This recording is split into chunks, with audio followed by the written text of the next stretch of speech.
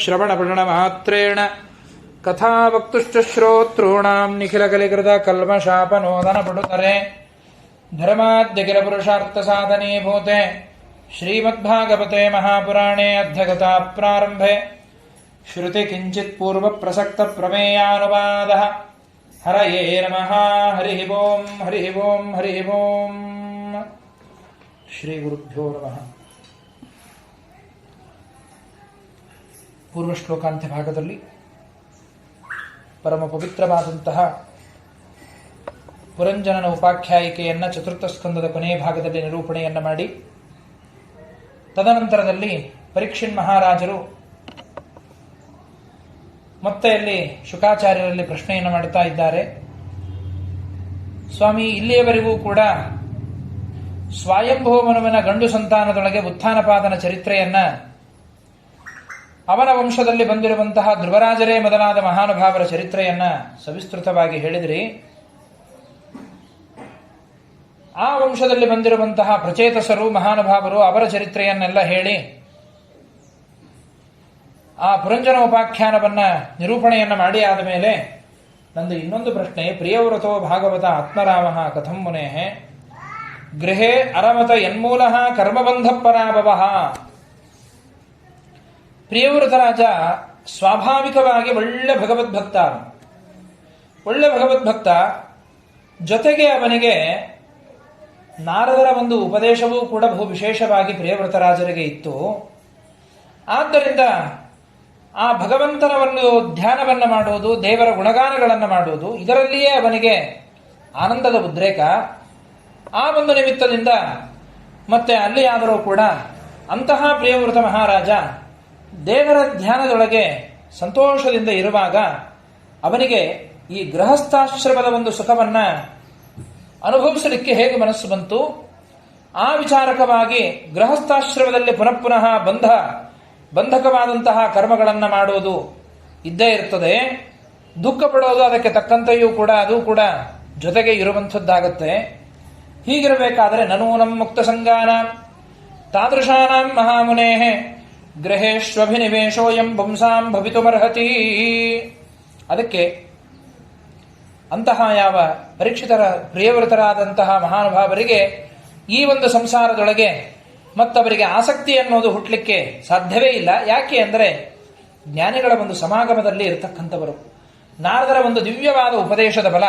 ಹೀಗಾಗಿ ಪರಮ ವಿರಕ್ತ ಜೀವನವನ್ನು ಮಾಡುವ ಮಹಾನುಭಾವರು ಆ ಶ್ರೇಷ್ಠರಾಗಿರತಕ್ಕಂತಹ ಆ ಪ್ರಿಯವ್ರತ ಮಹಾರಾಜರು. ಅಂತಹ ಪ್ರಿಯವ್ರತ ಮಹಾರಾಜರಾದರೂ ಕೂಡ ಮತ್ತೆ ಯಾವ ರೀತಿಯಾಗಿ ಅವರು ಈ ಸಂಸಾರವನ್ನು ತೆಗೆದುಕೊಂಡ್ರು. ಸಂಶಯೋಯಂ ಮಹಾನ್ ಬ್ರಹ್ಮನ್ ದಾರಾಗಾರ ಸುತಾದಿಶು ಸಕ್ತಸ್ಯೇಸ್ಥಿದ್ಧಿರಭೂತ್ ಕೃಷ್ಣೇ ಚ ಮಜರಚ್ಯುತ. ಹೇ ಶುಕಾಚಾರ್ಯರೇ, ಹೆಂಡತಿ, ಮನೆ, ಮಕ್ಕಳು, ಐಶ್ವರ್ಯ ಇವೇ ಮೊದಲಾದವುಗಳಲ್ಲಿ ಆಸಕ್ತಿಯನ್ನಿಟ್ಟುಕೊಂಡು ಅಂತ್ಯಕಾಲದಲ್ಲಿ ರಾಜ್ಯವನ್ನು ಮಕ್ಕಳಿಗೆ ವಿಭಾಗ ಮಾಡಿಕೊಟ್ಟರೂ ಕೂಡ ಪ್ರಿಯವ್ರತರಾಜನಿಗೆ ಕೃಷ್ಣನಲ್ಲಿ ಇರತಕ್ಕಂತಹ ನಿರಂತರವಾದ ಭಕ್ತಿ ಅದೇನು ಕಡಿಮೆ ಆಗಲಿಲ್ಲ. ಅದು ಮುಕ್ತಿಗೆ ವಿಶೇಷವಾಗಿ ಸೋಪಾನವಾದದ್ದಾಯಿತು. ಆದ್ದರಿಂದ ಇಂತಹ ಪ್ರಿಯವ್ರತ ಮಹಾರಾಜ ಮದುವೆ ಬೇಡ ಅಂತ ಹೇಳಿ ಕೂತಿದ್ದಂತೆ. ಹೀಗಿರಬೇಕಾದರೆ ಅವನಿಗೆ ಮತ್ತೆ ಈ ಕರ್ಮಬಂಧದ ಸಂಕೋಲೆಯನ್ನು ಹಾಕಿ ವಿವಾಹವನ್ನು ಯಾರು ಮಾಡಿಸಿದ್ರು, ಯಾವ ಹುಡುಗಿಯನ್ನು ಮದುವೆಯಾದ, ಪ್ರಿಯವ್ರತನ ವಂಶ ಯಾವ ರೀತಿಯಾಗಿ ಬೆಳೆಯಿತು ಅನ್ನೋದನ್ನು ನಮಗೆ ಹೇಳಬೇಕು ಅಂತ ಹೇಳಿ ಆ ಸಂದರ್ಭದಲ್ಲಿ ರಾಜರು ಪ್ರಶ್ನೆಯನ್ನು ಮಾಡಿದ್ದಾರೆ. ರಾಜರ ಆ ಒಂದು ಪ್ರಶ್ನೆಗೆ ಅನುಗುಣವಾಗಿ ಶುಕಾಚಾರ್ಯರಂತಾರೆ, ಭಾಡ ಮುಕ್ತಂ ಭಗವತ ಉತ್ತಮ ಶ್ಲೋಕಸ್ಯ ಶ್ರೀವಚ್ಚರಣಾರವಿಂದ ಮಕರಂದರ್ಶ ಆದಿದ ಆವೇಶಿತ ಚೇತಸೋ ಭಾಗವತ ಪರಮಹಂಸದಯಿತಾ ಕಥಂಚಿದಂತರಾಯ ಮಿಹತಾಂ ಸ್ವಾಂ ಶಿವತಮಾಂ ಪದಭಿಮ್ನ ಪ್ರಾಯೇಣ ಹಿನ್ವನ್ ಭಾಡಂ ಮುಕ್ತಂ. ಶುಕಾಚಾರ್ಯರಂದ್ರು, ನೀ ಹೇಳಿದ್ದು ಸರಿಯಪ್ಪ, ಸರಿಯಾದ ಮಾತನ್ನೇ ಆಡಿದ್ದೀಯಾ. ಭಗವಂತನ ಒಂದು ಚರಣಾರವಿಂದದ ಮಕರಂದದೊಳಗೆ ತನ್ನನ್ನು ತಾನು ಮೊದಲಿನಿಂದಲೂ ತೊಡಗಿಸಿಕೊಂಡಂತಹ ಮಹಾನುಭಾವ ಆ ಪ್ರಿಯವ್ರತರ ಮಹಾರಾಜ.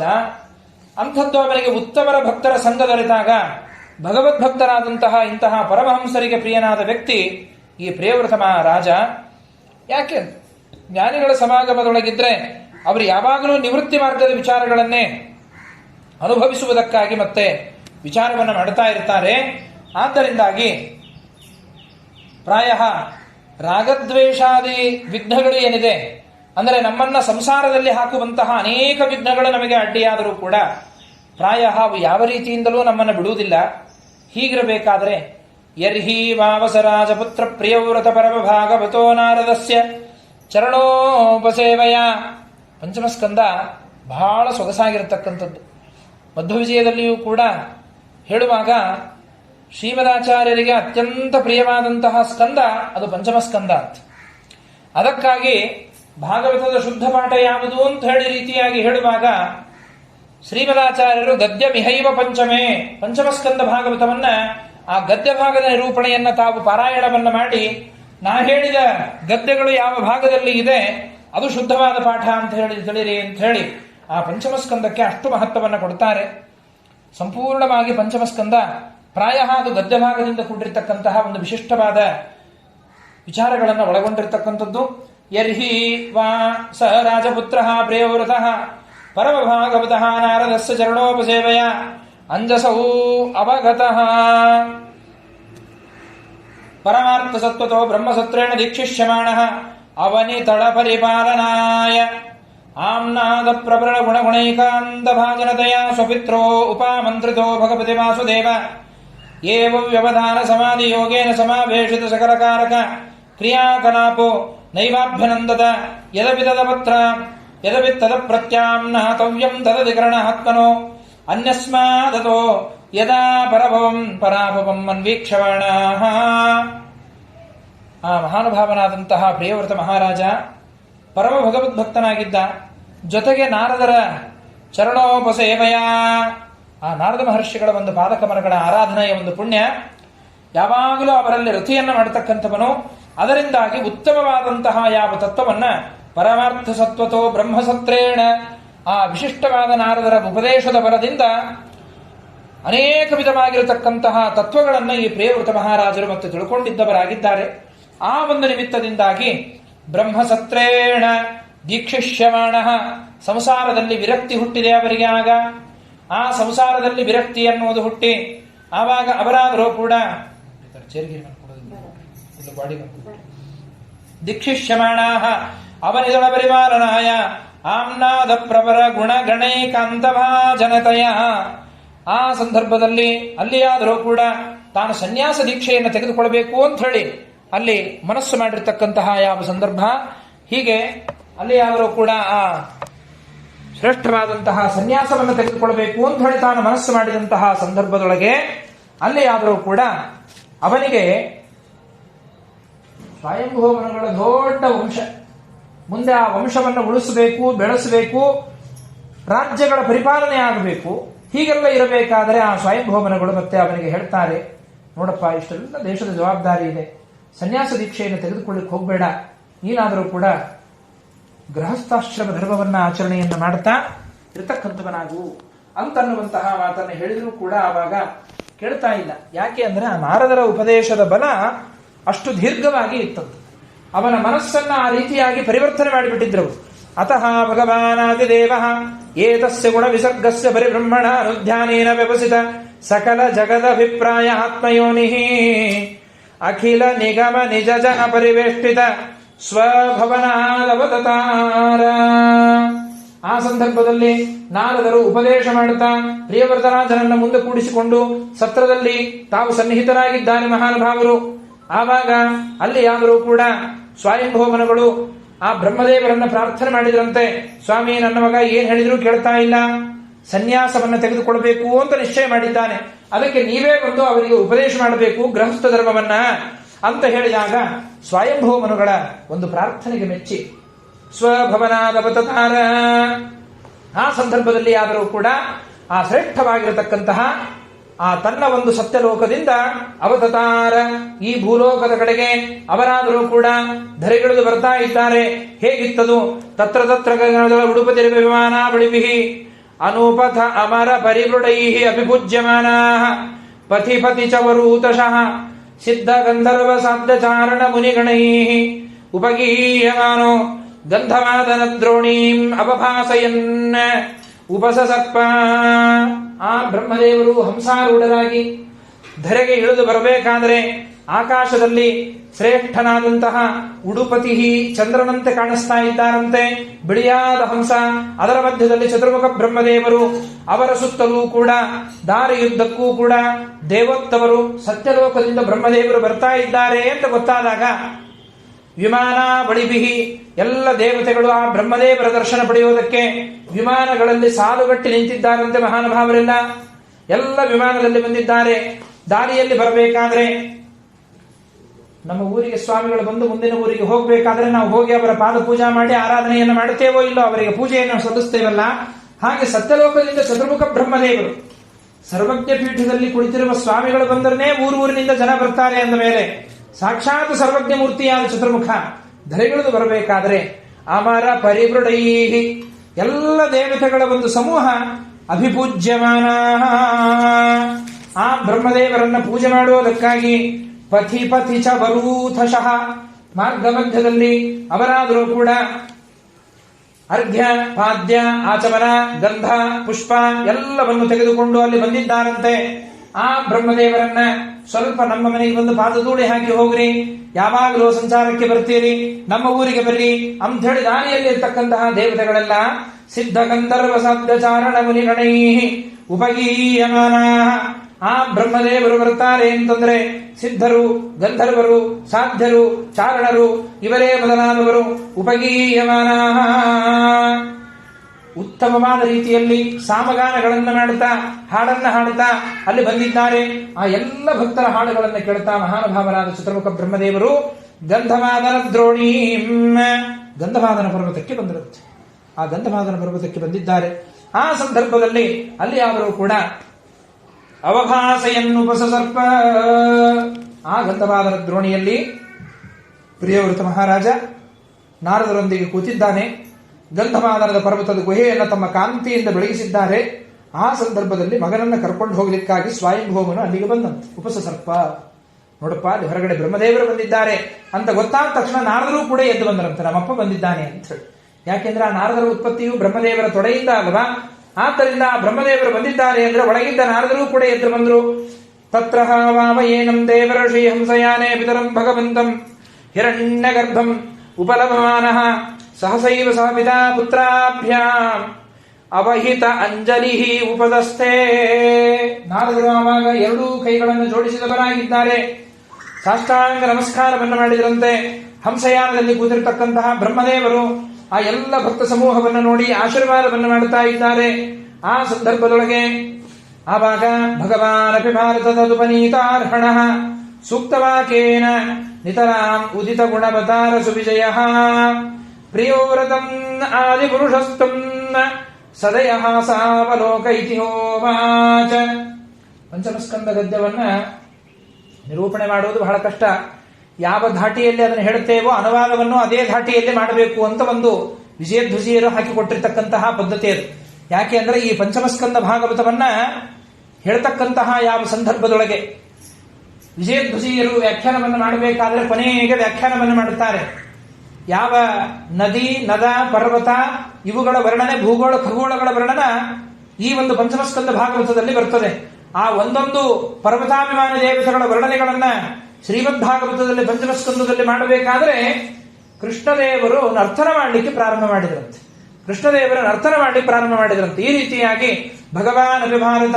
ಆದ್ದರಿಂದ ಈ ಗದ್ಯ ಭಾಗವನ್ನ ಹೇಗೆ ಅನುವಾದ ಮಾಡಬೇಕು ಅಂದ್ರೆ ಆ ಗದ್ಯದ ಶೈಲಿಯಲ್ಲಿಯೇ ಅನುವಾದ ಮಾಡಿದಾಗ ಆ ಭಾಗವತದ ಸೊಗಸು ಏನು ಅನ್ನೋದು ಗೊತ್ತಾಗುತ್ತೆ. ಅಂದ್ರೆ ವೇದವ್ಯಾಸ ದೇವರ ಶಬ್ದ ಹಿಡಿತ ಯಾವ ರೀತಿಯಾಗಿ ಇದೆ, ಒಂದೊಂದು ಶಬ್ದಗಳನ್ನು ಪ್ರಯೋಗ ಮಾಡಬೇಕಾದ್ರೂ ಕೂಡ ಒಂದು ಹೆಚ್ಚಿಲ್ಲ, ಒಂದು ಕಡಿಮೆ ಇಲ್ಲ, ಅಷ್ಟು ಸುಂದರವಾಗಿ ವರ್ಣನೆಯನ್ನು ಮಾಡುತ್ತಾ ಹೋಗ್ತಾರೆ. ಆಗ ಭಗವಾನಪಿ ಆ ಪರೀಕ್ಷಿದ್ರಾಜ ಹೇಳ್ತೇನೆ ಕೇಳಪ್ಪ ಅಂತ ಶುಕಾಚಾರ್ಯರಂದ್ರು. ನೋಡು, ಹಿರಣ್ಯ ಗರ್ಭ ಹಂಸಯಾನದಲ್ಲಿ ಕುಳಿತಿರ್ತಕ್ಕಂತಹ ಬ್ರಹ್ಮದೇವರು ಆವಾಗ ಸೂಕ್ತ ವಾಕ್ಯೇನ ನಿತರ ಬಂದಿರತಕ್ಕಂತಹ ಚತುರ್ಮುಖ ಬ್ರಹ್ಮದೇವರನ್ನ ಅನೇಕ ವಿಧವಾದ ಸೂಕ್ತಗಳಿಂದ ಅನುವಾಕಗಳಿಂದ ಸ್ತೋತ್ರ ಮಾಡಿದ್ದಾರಂತೆ. ಪ್ರಿಯವ್ರತಂ ಆದಿಪುರುಷಸ್ತಂ ಸದಯ ಹಾಸಾವಲೋಕ. ಆಗ ಆ ಪ್ರಿಯವ್ರತರಾಜನೇ ಮೊದಲಾದವರೆಲ್ಲರೂ ಕೂಡ ಬಂದು ಅವರಿಗೆ ಸತ್ಕಾರಾದಿಗಳನ್ನು ಮಾಡಿ ವಿಶೇಷವಾದಂತಹ ಅವರ ಅನುಗ್ರಹವನ್ನು ಪಡೆಯುವುದಕ್ಕಾಗಿ ನಮಸ್ಕಾರವನ್ನು ಮಾಡಿದ್ದಾರೆ.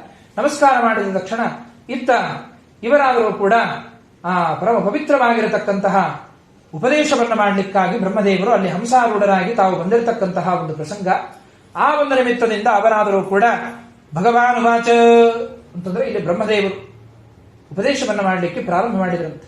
ಏನಂತ ಹೇಳಿ, ನಿಬೋಧದಾತೇದಮೃತಂ ರಮೇಮೇ ಮಾಸೂಯೈತಂ ದೇವಮರ್ಹಸ್ಯ ಮೇಯಂ ಅಹಂ ಭವಸ್ತೆ ತದಯೇಷ ಮಹರ್ಷಿ ವಹಾಮ ಸರ್ವೇ ವಿವಶಾಯಸ್ಯ ತಿಷ್ಠೋ. ಮಗು, ನಾ ಹೇಳಿದ್ದನ್ನು ಕೇಳಪ್ಪ, ಶಾಸ್ತ್ರದಲ್ಲಿ ವಿಧಿಸಿದ್ದನ್ನೇ ನಿನಗೆ ಹೇಳುತ್ತೇನೆ. ಆದ್ದರಿಂದ ನೀನಾದರೂ ಕೂಡ ನಿನ್ನ ತಂದೆಯಲ್ಲೇ ಆಗಲಿ ಯಾರಲ್ಲೇ ಆಗಲಿ ಕೋಪವನ್ನು ಮಾಡಬಾರದು. ನಾ ಹೇಳೋ ತನಕ ಪೂರ್ಣವಾಗಿ ಮತ್ತೆ ಕೇಳು. ಏನು ಅಂತಂದ್ರೆ, ನಿಬೋಧ ತಾತೇದ ಅಮೃತಂ ಬ್ರವೀಮಿ, ಅಮೃತವಾದ ಮಾತುಗಳನ್ನು ನಿನಗೆ ಹೇಳುತ್ತೇನೆ. ಮಾ ಅಸೂಯಿತಿಂ, ನಮ್ಮ ಮೇಲೆ ಅಸೂಯೆ ಬಿಡಬೇಡ. ಉಪದೇಶ ಮಾಡ್ಲಿಕ್ಕೆ ಬಂದ್ಬಿಟ್ರಿ ಬ್ರಹ್ಮದೇವರು, ಸನ್ಯಾಸಿ ಆಗುವುದನ್ನು ತಪ್ಪಿಸಲಿಕ್ಕೆ ಬಂದರು ಅಂತ ನಮ್ಮ ಮೇಲೆ ಅಸೂಯೆ ಪಡಬೇಡ. ಯಾಕೆ ಅಂದ್ರೆ ಹೇಳ್ತೇನೆ ಕೇಳು.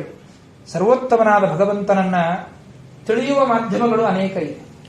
ದೇವರು ಬಹಳ ದೊಡ್ಡವ. ನನ್ನ ಮಗ ನಿನಗೆ ಉತ್ತಮವಾದ ಉಪದೇಶವನ್ನು ಮಾಡಿದ್ದಾನೆ ನಾರದ, ಅದರೊಳಗೇನು ಎರಡನೇ ಮಾತಿಲ್ಲ. ಪರಮಶ್ರೇಷ್ಠವಾದ ಪಾರಮಹಂಸದ ಧರ್ಮಗಳನ್ನ ಮತ್ತೆ ನಿನಗೆ ಉಪದೇಶ ಮಾಡಿದ್ದಾನೆ, ಅದರೊಳಗೇನು ಎರಡನೇ ಮಾತಿಲ್ಲ.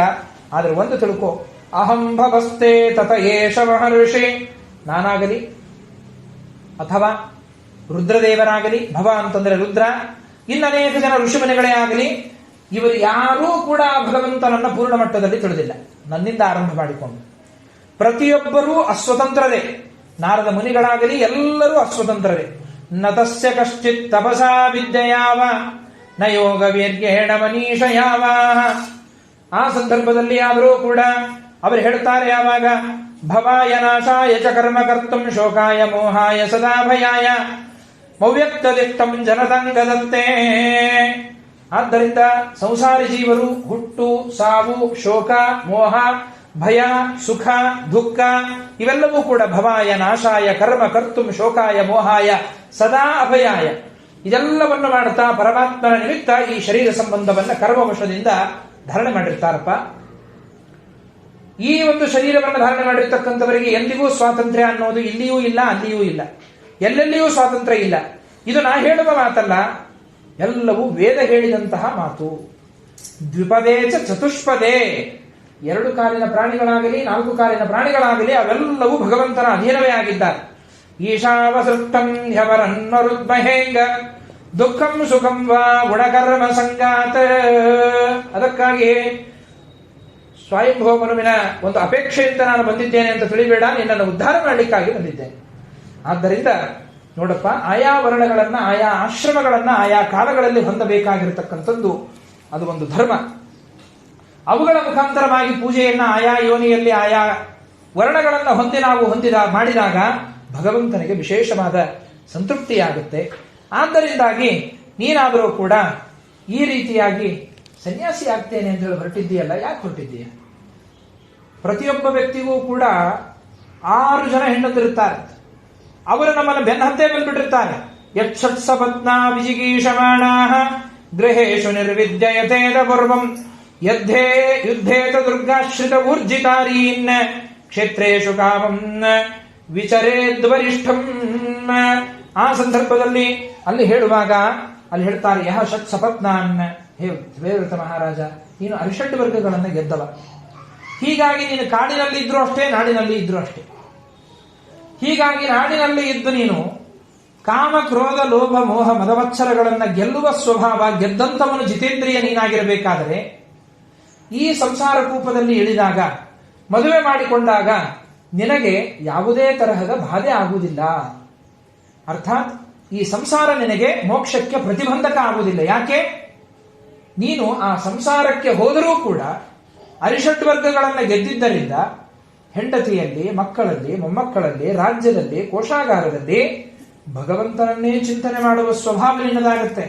ಹೀಗಿರೋಣದರಿಂದಾಗಿ ಮತ್ತೆ ನೀನಾದರೂ ಕೂಡ ಯಾವತ್ತಿಗೂ ಕೂಡ ಆ ಕಾಮಕ್ರೋಧಾದಿಗಳ ವಶಕ್ಕೆ ನೀನು ಬಲಿಯಾಗುವುದಿಲ್ಲ. ಅಂತಂದ ಮೇಲೆ ನೀನು ಈ ಊರಿನೊಳಗಿದ್ರೇನು ಕಾಡಿನೊಳಗಿದ್ರೇನು, ಒಂದು ವೇಳೆ ಕಾಡಿಗೆ ಹೋಗಿ ಅಲ್ಲಿಯೂ ಕೂಡ ಈ 6 ಜನ ಹೆಣ್ಮಕ್ಕಳು ನಮ್ಮನ್ನು ಬೆನ್ನು ಹತ್ತಿದ್ರು ಅಂತಂದ್ರೆ ಕಾಡಿಗೆ ಹೋಗಿ ಏನು ಉಪಯೋಗ? ಆದ್ದರಿಂದಾಗಿ ಆ ರೀತಿಯಾಗಿ ಮಾಡಬೇಡ, ಸಂಸಾರವನ್ನು ಸ್ವೀಕಾರ ಮಾಡು. ಅದರಲ್ಲಿ ಇರ್ತಕ್ಕಂತಹ ಗೃಹಸ್ಥ ಧರ್ಮವನ್ನ ಆಚರಣೆ ಮಾಡು. ಆ ಗೃಹಸ್ಥ ಧರ್ಮದಿಂದಾಗಿ ಮತ್ತೆ ನಿನಗೆ ಸದ್ಗತಿಯಾಗುತ್ತೆ. ಹೆಂಡತಿಯಲ್ಲಿ, ಮಕ್ಕಳಲ್ಲಿ, ಪ್ರಜೆಗಳಲ್ಲಿ, ಕೋಶಾಗಾರದಲ್ಲಿ ವಿಶೇಷವಾದ ಹರಿಯನ್ನ ಕಾಣುವಂತಹ ಒಂದು ಸಾಮರ್ಥ್ಯ ನಿನ್ನಲ್ಲಿ ಉಂಟು.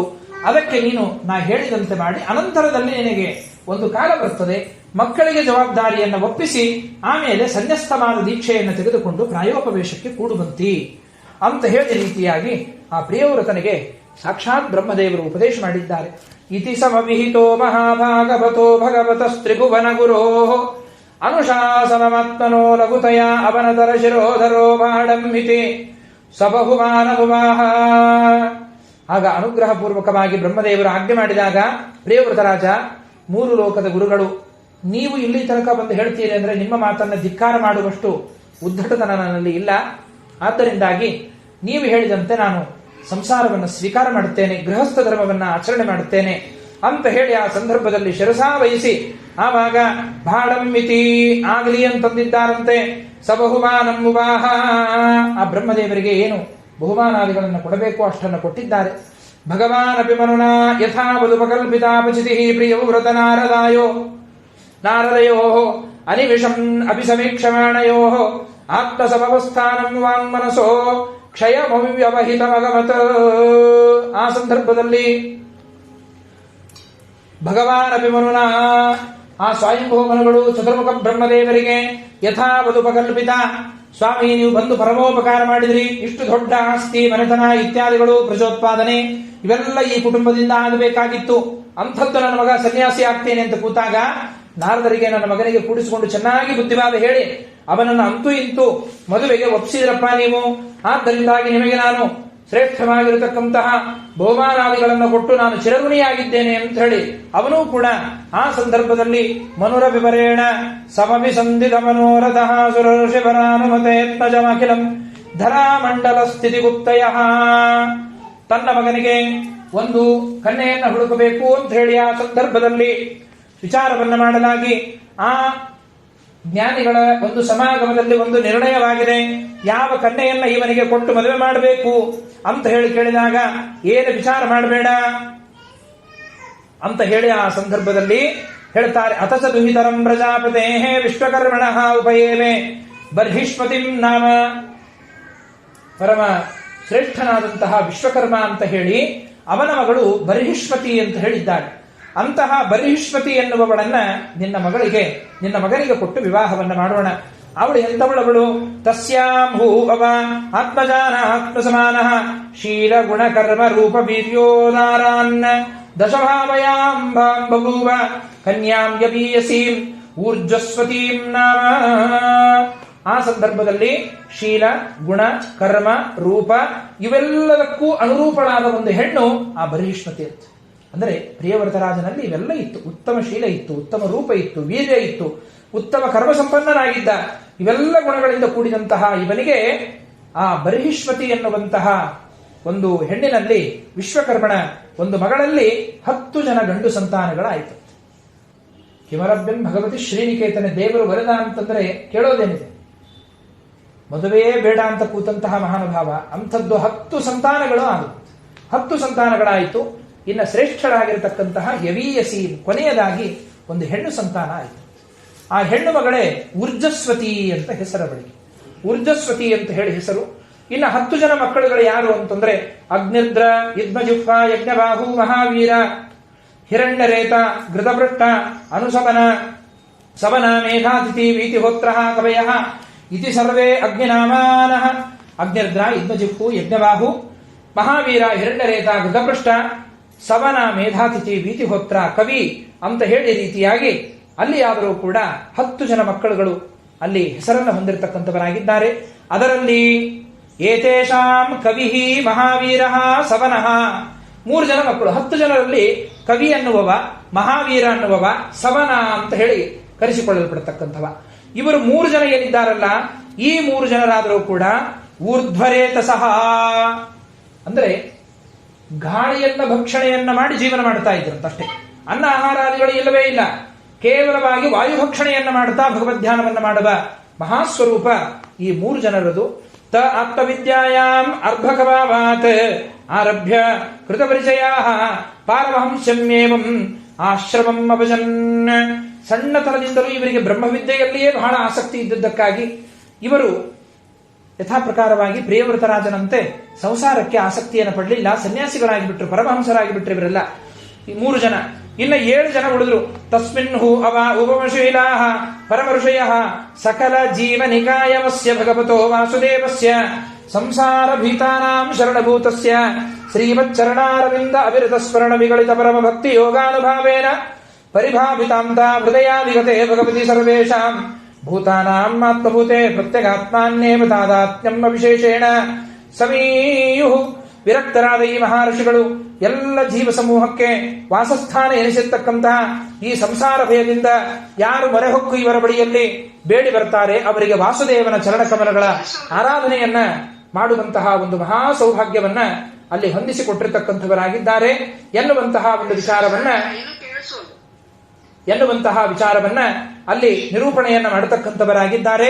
ಹೀಗಿರಬೇಕಾದರೆ ಅನ್ಯಸ್ಯಾಮಪಿ ಬಾಲ್ಯಾಯಾಂ ತ್ರಯ ಪುತ್ರಾಃ ಆಸನ್ ಉತ್ತಮಸ್ತಾಪಸೋ ರೈವತೈತಿ ಮನ್ವಂತರಾಧಿಪತಯ. ಹೀಗಿರ್ತಕ್ಕಂತಹ ಸಂದರ್ಭದೊಳಗೆ ಅಲ್ಲಿಯಾದರೂ ಕೂಡ ಇನ್ನ ಒಬ್ಬ ಹೆಂಡತಿ ಇದ್ಲಂತೆ ಈ ಪ್ರಿಯವೃತ ಮಹಾರಾಜನಿಗೆ. ಭರೀಷ್ಮತಿ ಅಲ್ಲದೆ ಇನ್ನೊಬ್ಬ ಹೆಂಡತಿಯಲ್ಲಿ 3 ಜನ ಮಕ್ಕಳು ಹುಟ್ಟುತ್ತಾರೆ. ಮತ್ತೆ ಅಲ್ಲಿ ಅಂದರೆ ಮೊದಲು ಹೆಂಡತಿಯಲ್ಲಿ 11, ಈ ಹೆಂಡತಿಯಲ್ಲಿ 3 ಮಕ್ಕಳುಗಳು. ಈ ರೀತಿಯಾಗಿ ಅಲ್ಲಿ ಆದರೂ ಕೂಡ ಅನ್ಯಸ್ಯಾಂ ಭಾರ್ಯಾಯಾಂ ತ್ರಯಃ ಪುತ್ರಃ ಆಸನ್, ಅವರೇ ಉತ್ತಮ, ತಾಪಸ ಮತ್ತು ರೈವತ ಅಂತ ಹೇಳಿ ಈ ರೀತಿಯಾಗಿ ಅಲ್ಲಿ ಆದರೂ ಕೂಡ 3 ಜನ ಮಕ್ಕಳುಗಳು ಅಲ್ಲಿ ಹುಟ್ಟಿದ್ದಾರೆ. ಏನು ಪುಣ್ಯ ರೀ ಪ್ರಿಯವೃತರಾಜನ ಪುಣ್ಯ. ಹುಟ್ಟಿದ 3 ಮಕ್ಕಳುಗಳು ಒಬ್ಬೊಬ್ಬರು ಮನ್ವಂತರಾಧಿಪತಿಗಳಾದರು. ಉತ್ತಮ ಮನ್ವಂತರ, ತಾಪಸ ಮನ್ವಂತರ, ರೈವತ ಮನ್ವಂತರ ಅಂತ ಹೇಳಿ. ಏನ್ರಿ, ಒಂದು ಮನುವಿನ ಕಾಲ ಅಂತಂದ್ರೆ ಅಗಾಧ ಅದು. ಅಂಥದ್ದು ಆ ಮನ್ವಂತರಕ್ಕೆ ಒಡೆಯರಾಗುವಂತಹ ಮಕ್ಕಳುಗಳನ್ನು ಇವನ ಪಡೆದಿದ್ದಾನೆ ಅಂದ್ರೆ ಪ್ರಿಯವೃತರಾಜನ ಪುಣ್ಯ ಎಷ್ಟಿರಬೇಕು ವಿಚಾರವನ್ನು ಮಾಡ್ರಿ. ಅಂತಹ ಯಾವ ಪ್ರಿಯವೃತರಾಜ ಈ ತರಹದ 14 ಜನ ಮಕ್ಕಳನ್ನು ತಾನು ಪಡೆದಿರತಕ್ಕಂಥವನಾಗಿ ಆ ಸಂದರ್ಭದೊಳಗೆ ತಾನಾದರೂ ಕೂಡ ಪರಮಶ್ರೇಷ್ಠವಾಗಿರತಕ್ಕಂತಹ ರಾಜ್ಯವನ್ನು ನಡೆಸ್ತಾ ಇದ್ದಾನೆ. ಏವಂ ಉಪಶಮಯಾನೇಷು ಸ್ವತನೇಷು ಅಥ ಜಗತೀಪತಿ ಜಗತಿ ಅರ್ಬುದಾನ್ನೇಕಾದಶ ಪರಿವತ್ಸರಾಣಾಂ ಅವ್ಯಾಹತ ಅಖಿಲ ಪುರುಷಾಕಾರ ಸಾರಭೂತ ದುರ್ದಂಡ ಯುಗಳ ಪೀಡಿತ ಕೋದಂಡ ಮೌರ್ವಿ ಗುಣಸ್ಥನಿತ ಅವಿರತ ಮಿತ ಧರ್ಮ ಪ್ರತಿಪಕ್ಷೋ ಬರ್ಹಿಷ್ಮತ್ಯಾ ಚಾನುದಿನ ಮೇಘಮಾನ ಪ್ರಮೋದ ಪ್ರಸರಣ ಪೋಷಣ ವ್ರೀಳಾ ಪ್ರಭುಷಿತ ಹಾಸಾವಲೋಕ ರುಚಿರಕ್ಷೇಳನಾದಿಭಿಃ ಪರಭೂಯಮಾನ ವಿವೇಕೋ ಅನವಬುದ್ಧಮಾನ ಇವ ಮಹಾಮನಾಭುಜೇ. ಇಂತಹ ಪ್ರಿಯವೃತ ಮಹಾರಾಜರು ಒಂದಲ್ಲ ಎರಡಲ್ಲ ಈ ಭೂಮಂಡಲವನ್ನ 110 ಕೋಟಿ ವರ್ಷಗಳ ಕಾಲ ಆಳಿದರಂತೆ. 110 ಕೋಟಿ ವರ್ಷಗಳ ಕಾಲ ಅವರು ಆಳ್ತಕ್ಕಂಥವರಾಗಿದ್ದಾರೆ. ಪುರುಷಾಕಾರ ಸಾರಭೂತ ಧೋರ್ಧಂಡ ಯುಗಳ ಪೀಡಿತ, ಅತ್ಯದ್ಭುತವಾದ ಅವನ ಬಿಲ್ಲು, ಅವನ ಬಾಹುಬಲ, ಇದಕ್ಕೆ ಒಂದು ಸಲ ಟಾಂಕಾರ ಮಾಡಿದರೆ ಸಾಕು ಧರ್ಮದ್ರೋಹಿಗಳು ಅಡಗಿಕೊಂಡು ಕೊಡ್ತಾ ಇದ್ರು. ಪ್ರಿಯವೃತರಾಜನ ರಥ ಬರ್ತಾ ಇದೆ, ಪ್ರಿಯವೃತರಾಜನ ಊರಿನ ಕಡೆಗೆ ಬರ್ತಾ ಇದ್ದಾನೆ ಅಂತ ಹೇಳಿ ಹೆದರಿಕೊಂಡು ಓಡಿ ಹೋಗಿ ಕೊಡ್ತಕ್ಕಂತಹ ಒಂದು ಪ್ರಸಂಗ ಅಲ್ಲಿ ಯಾರು ಕೂಡ ಬರ್ತಾ ಇತ್ತು. ಅಂತಹ ಒಂದು ಝೇಂಕಾರವನ್ನ ತಮ್ಮ ಒಂದು ಬಿಲ್ಲಿನಿಂದ ಮಾಡತಕ್ಕಂತಹ ಸ್ವಭಾವ ಈ ಮಹಾನುಭಾವರದು, ಪ್ರಿಯವೃತ ಮಹಾರಾಜರದು. ಇಂತಹ ಪ್ರಿಯವೃತ ಮಹಾರಾಜರು ಪ್ರಭಾವ ತದಭಿನಂದನ್ ಸಮಜವೇನ ರೋತಿ ಜ್ಯೋತಿರ್ಮಯೇನ ರಜನೀಮಭಿದಿನಂ ಗರಿಷ್ಯಾಮಿ ಸಪ್ತಕೃತ್ವಾ ಸ್ಥರಣೀ ಮನುಪರ್ಯಕ್ರಮಾ ಸದ್ವಿತೀಯೈವ ಪದಂಗಃ. ಜಗತ್ತಿನಲ್ಲಿ 2ನೇ ಸೂರ್ಯನಂತೆ ಬೆಳಗುತ್ತಾ ಇದ್ದಾರೆ.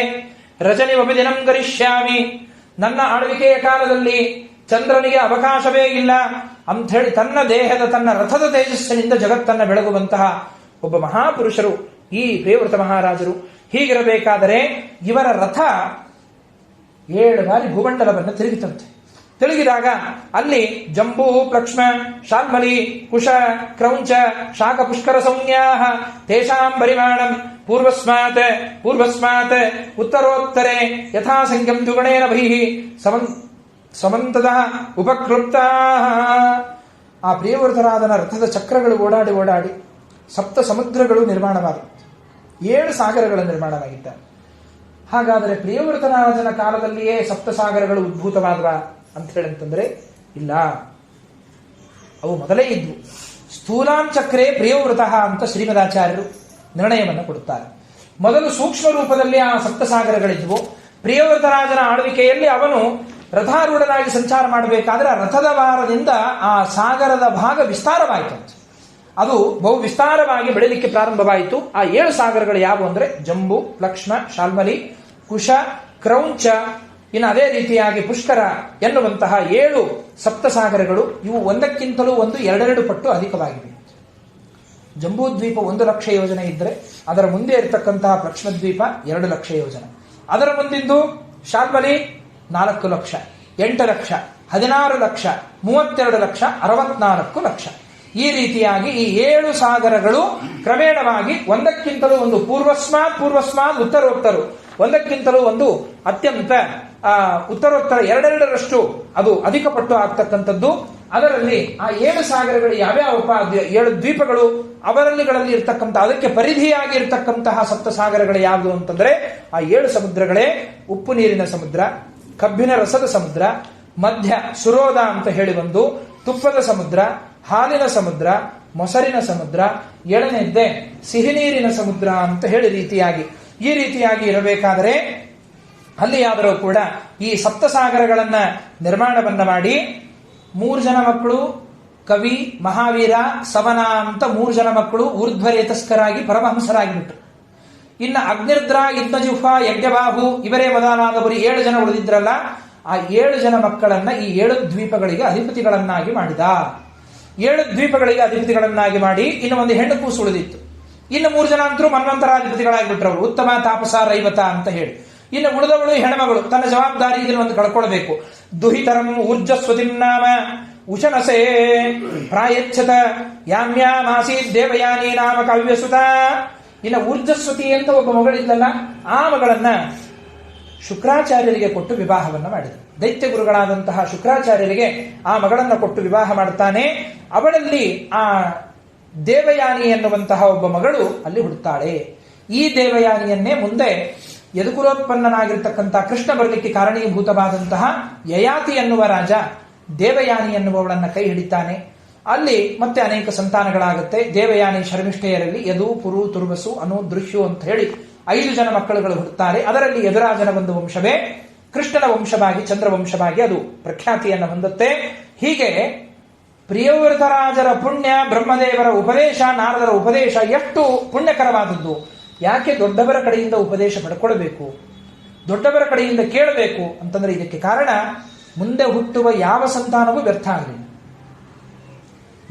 ತಂದೆ ತಾಯಿಗಳ ಅಪೇಕ್ಷೆ ಪಡೋದೇನು, ಮಕ್ಕಳು ಒಳ್ಳೆ ಹಾದಿಯಲ್ಲಿರಲಿ ಅಂತ ಹೇಳಿ. ಮಕ್ಕಳಿಗೆ ಒಳ್ಳೆಯದಾಯಿತು ಅಂದ್ರೆ ಅದಕ್ಕಿಂತಲೂ ಸಂತೋಷ ತಂದೆ ತಾಯಿಗಳಿಗೆ ಇನ್ನೇನಿದೆ ರೀ. ಅಂಥದ್ದು ಹುಟ್ಟಿದ 4 ಮಕ್ಕಳಲ್ಲಿ 3 ಮಕ್ಕಳು ಒಳ್ಳೆ ಹಾದಿ ಹಿಡಿದು ಒಬ್ಬನು ಕುಡುಕ ಆಗಿಬಿಟ್ಟ ಅಂತಂದ್ರೆ ಎಷ್ಟು ವ್ಯಥೆ ಪಡ್ತಾರವರು, ಜೀವಮಾನ ಪರ್ಯಂತ ಅನುಭವಿಸ್ಬೇಕಾಗತ್ತೆ. ಆ ಸಂದರ್ಭದಲ್ಲಿ ಏನಪ್ಪಾ ಇಷ್ಟೆಲ್ಲ ಉಳಿದ ಮಕ್ಕಳೆಲ್ಲ ಚಲೋವ, ಇವನೊಬ್ಬನ ಮಗ ಹಿಂಗಾಗಿಬಿಟ್ನಲ್ಲ, ಇವರು ಕೋಟಿಗಟ್ಟಲೆ ತಂದು ಸುರಿವಲ್ರೆ ಉಳಿದ 3 ಮಕ್ಕಳು. ಆದರೆ ಆ ತಾಯಿಯ ಚಿಂತೆ, ಆ ತಂದೆಯ ಚಿಂತೆ ಒಬ್ಬ ಹಾಳಾದ ಮಗನ ಮೇಲೆ ಇರ್ತದೆ. ಆದರೆ ಪ್ರಿಯವ್ರತರಾಜನ ವಂಶ ಹೀಗಾಯ್ತ, 11 ಸಂತಾನ, ಈ ಕಡೆಗೆ 3 ಸಂತಾನ, 14 ಸಂತಾನಗಳಾದರೂ ಕೂಡ ಆಚಂದ್ರಾರ್ಕವಾಗಿ ನೆನಪಿಡುವ ಸಂತಾನವಾಯಿತದು. ಯಾರ ಒಬ್ಬರ ಬೆಟ್ಟು ಮಾಡಿ ತೋರಿಸ್ಬೇಕು ಪ್ರಿಯವ್ರತನ ಮಕ್ಕಳು ಇಂಥವ ಅಸಡ್ಡಾಳುಗಳು ಅಂತ ಹೇಳಿ ಇಲ್ಲ. ಒಬ್ಬೊಬ್ಬರು ದೇವಾನ ದೇವತೆಗಳು, ಊರ್ಧ್ವರೇತಸ್ಕರು, ಎಂಥೆಂಥ ದ್ವೀಪಗಳನ್ನು ಆಳುವ ಮಹಾನುಭಾವರು. ಇದಕ್ಕೆ ಕಾರಣ ತಂದೆ ತಾಯಿಗಳು ಗಳಿಸಿದ ಪುಣ್ಯ, ಹಿರಿಯರು ಗಳಿಸಿದಂತಹ ಪುಣ್ಯ. ಇದನ್ನು ನಾವು ಭಾಗವತದಿಂದ ಮುಖ್ಯವಾಗಿ ತಿಳಿಯಬೇಕಾದದ್ದು. ಯಾಕೆ ನಾವು ನಮ್ಮ ಜೀವನದೊಳಗೆ ಏನು ಡೆಪಾಸಿಟ್ ಮಾಡುತ್ತೇವೋ ಬಿಡುತ್ತೇವೋ ಗೊತ್ತಿಲ್ಲ, ಆದರೆ ಮಕ್ಕಳಿಗಾಗಿ ನಾವು ಮಾಡಬೇಕಾದ ಡೆಪಾಸಿಟ್ ಯಾವುದಪ್ಪ ಅಂತ ಹೇಳಂತಂದ್ರೆ ಪುಣ್ಯದ ಡೆಪಾಸಿಟ್ ಅನ್ನು ಮಾಡಬೇಕು.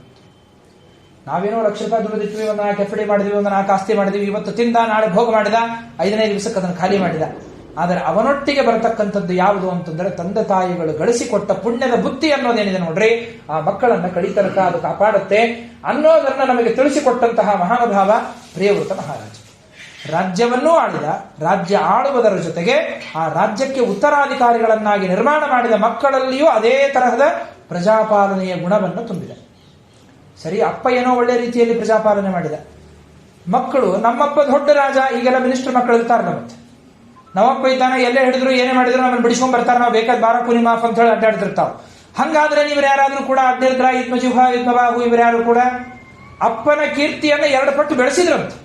ಅರ್ಥಾತ್ ಒಬ್ಬರ ಪ್ರಿಯವ್ರತನ ಮಕ್ಕಳು ಇಂಥ ದ್ವೀಪವನ್ನು ಆಳ್ತಾ ಇದ್ದಾರೆ, ನಮಗೆ ಆಶ್ರಯ ಕೊಡಲಿಲ್ಲ ಅಂತ ಒಬ್ಬರ ಒಂದು ಕಂಪ್ಲೇಂಟ್ ಮಾಡಬೇಕು. ಅಪ್ಪನ ಮೀರಿಸಿದ ಮಕ್ಕಳದು, ಅಂದ್ರೆ ಅಷ್ಟು ಒಳ್ಳೆಯ ಗುಣವನ್ನ ಆ ಮಕ್ಕಳಲ್ಲಿ ತುಂಬಿದ್ದಾನೆ ಮಹಾನುಭಾವ. ಇದು ಒಬ್ಬ ತಂದೆ ಮಕ್ಕಳಿಗೆ ಕೊಡಬೇಕಾಗಿರ್ತಕ್ಕಂತಹ ಸಂಸ್ಕಾರ.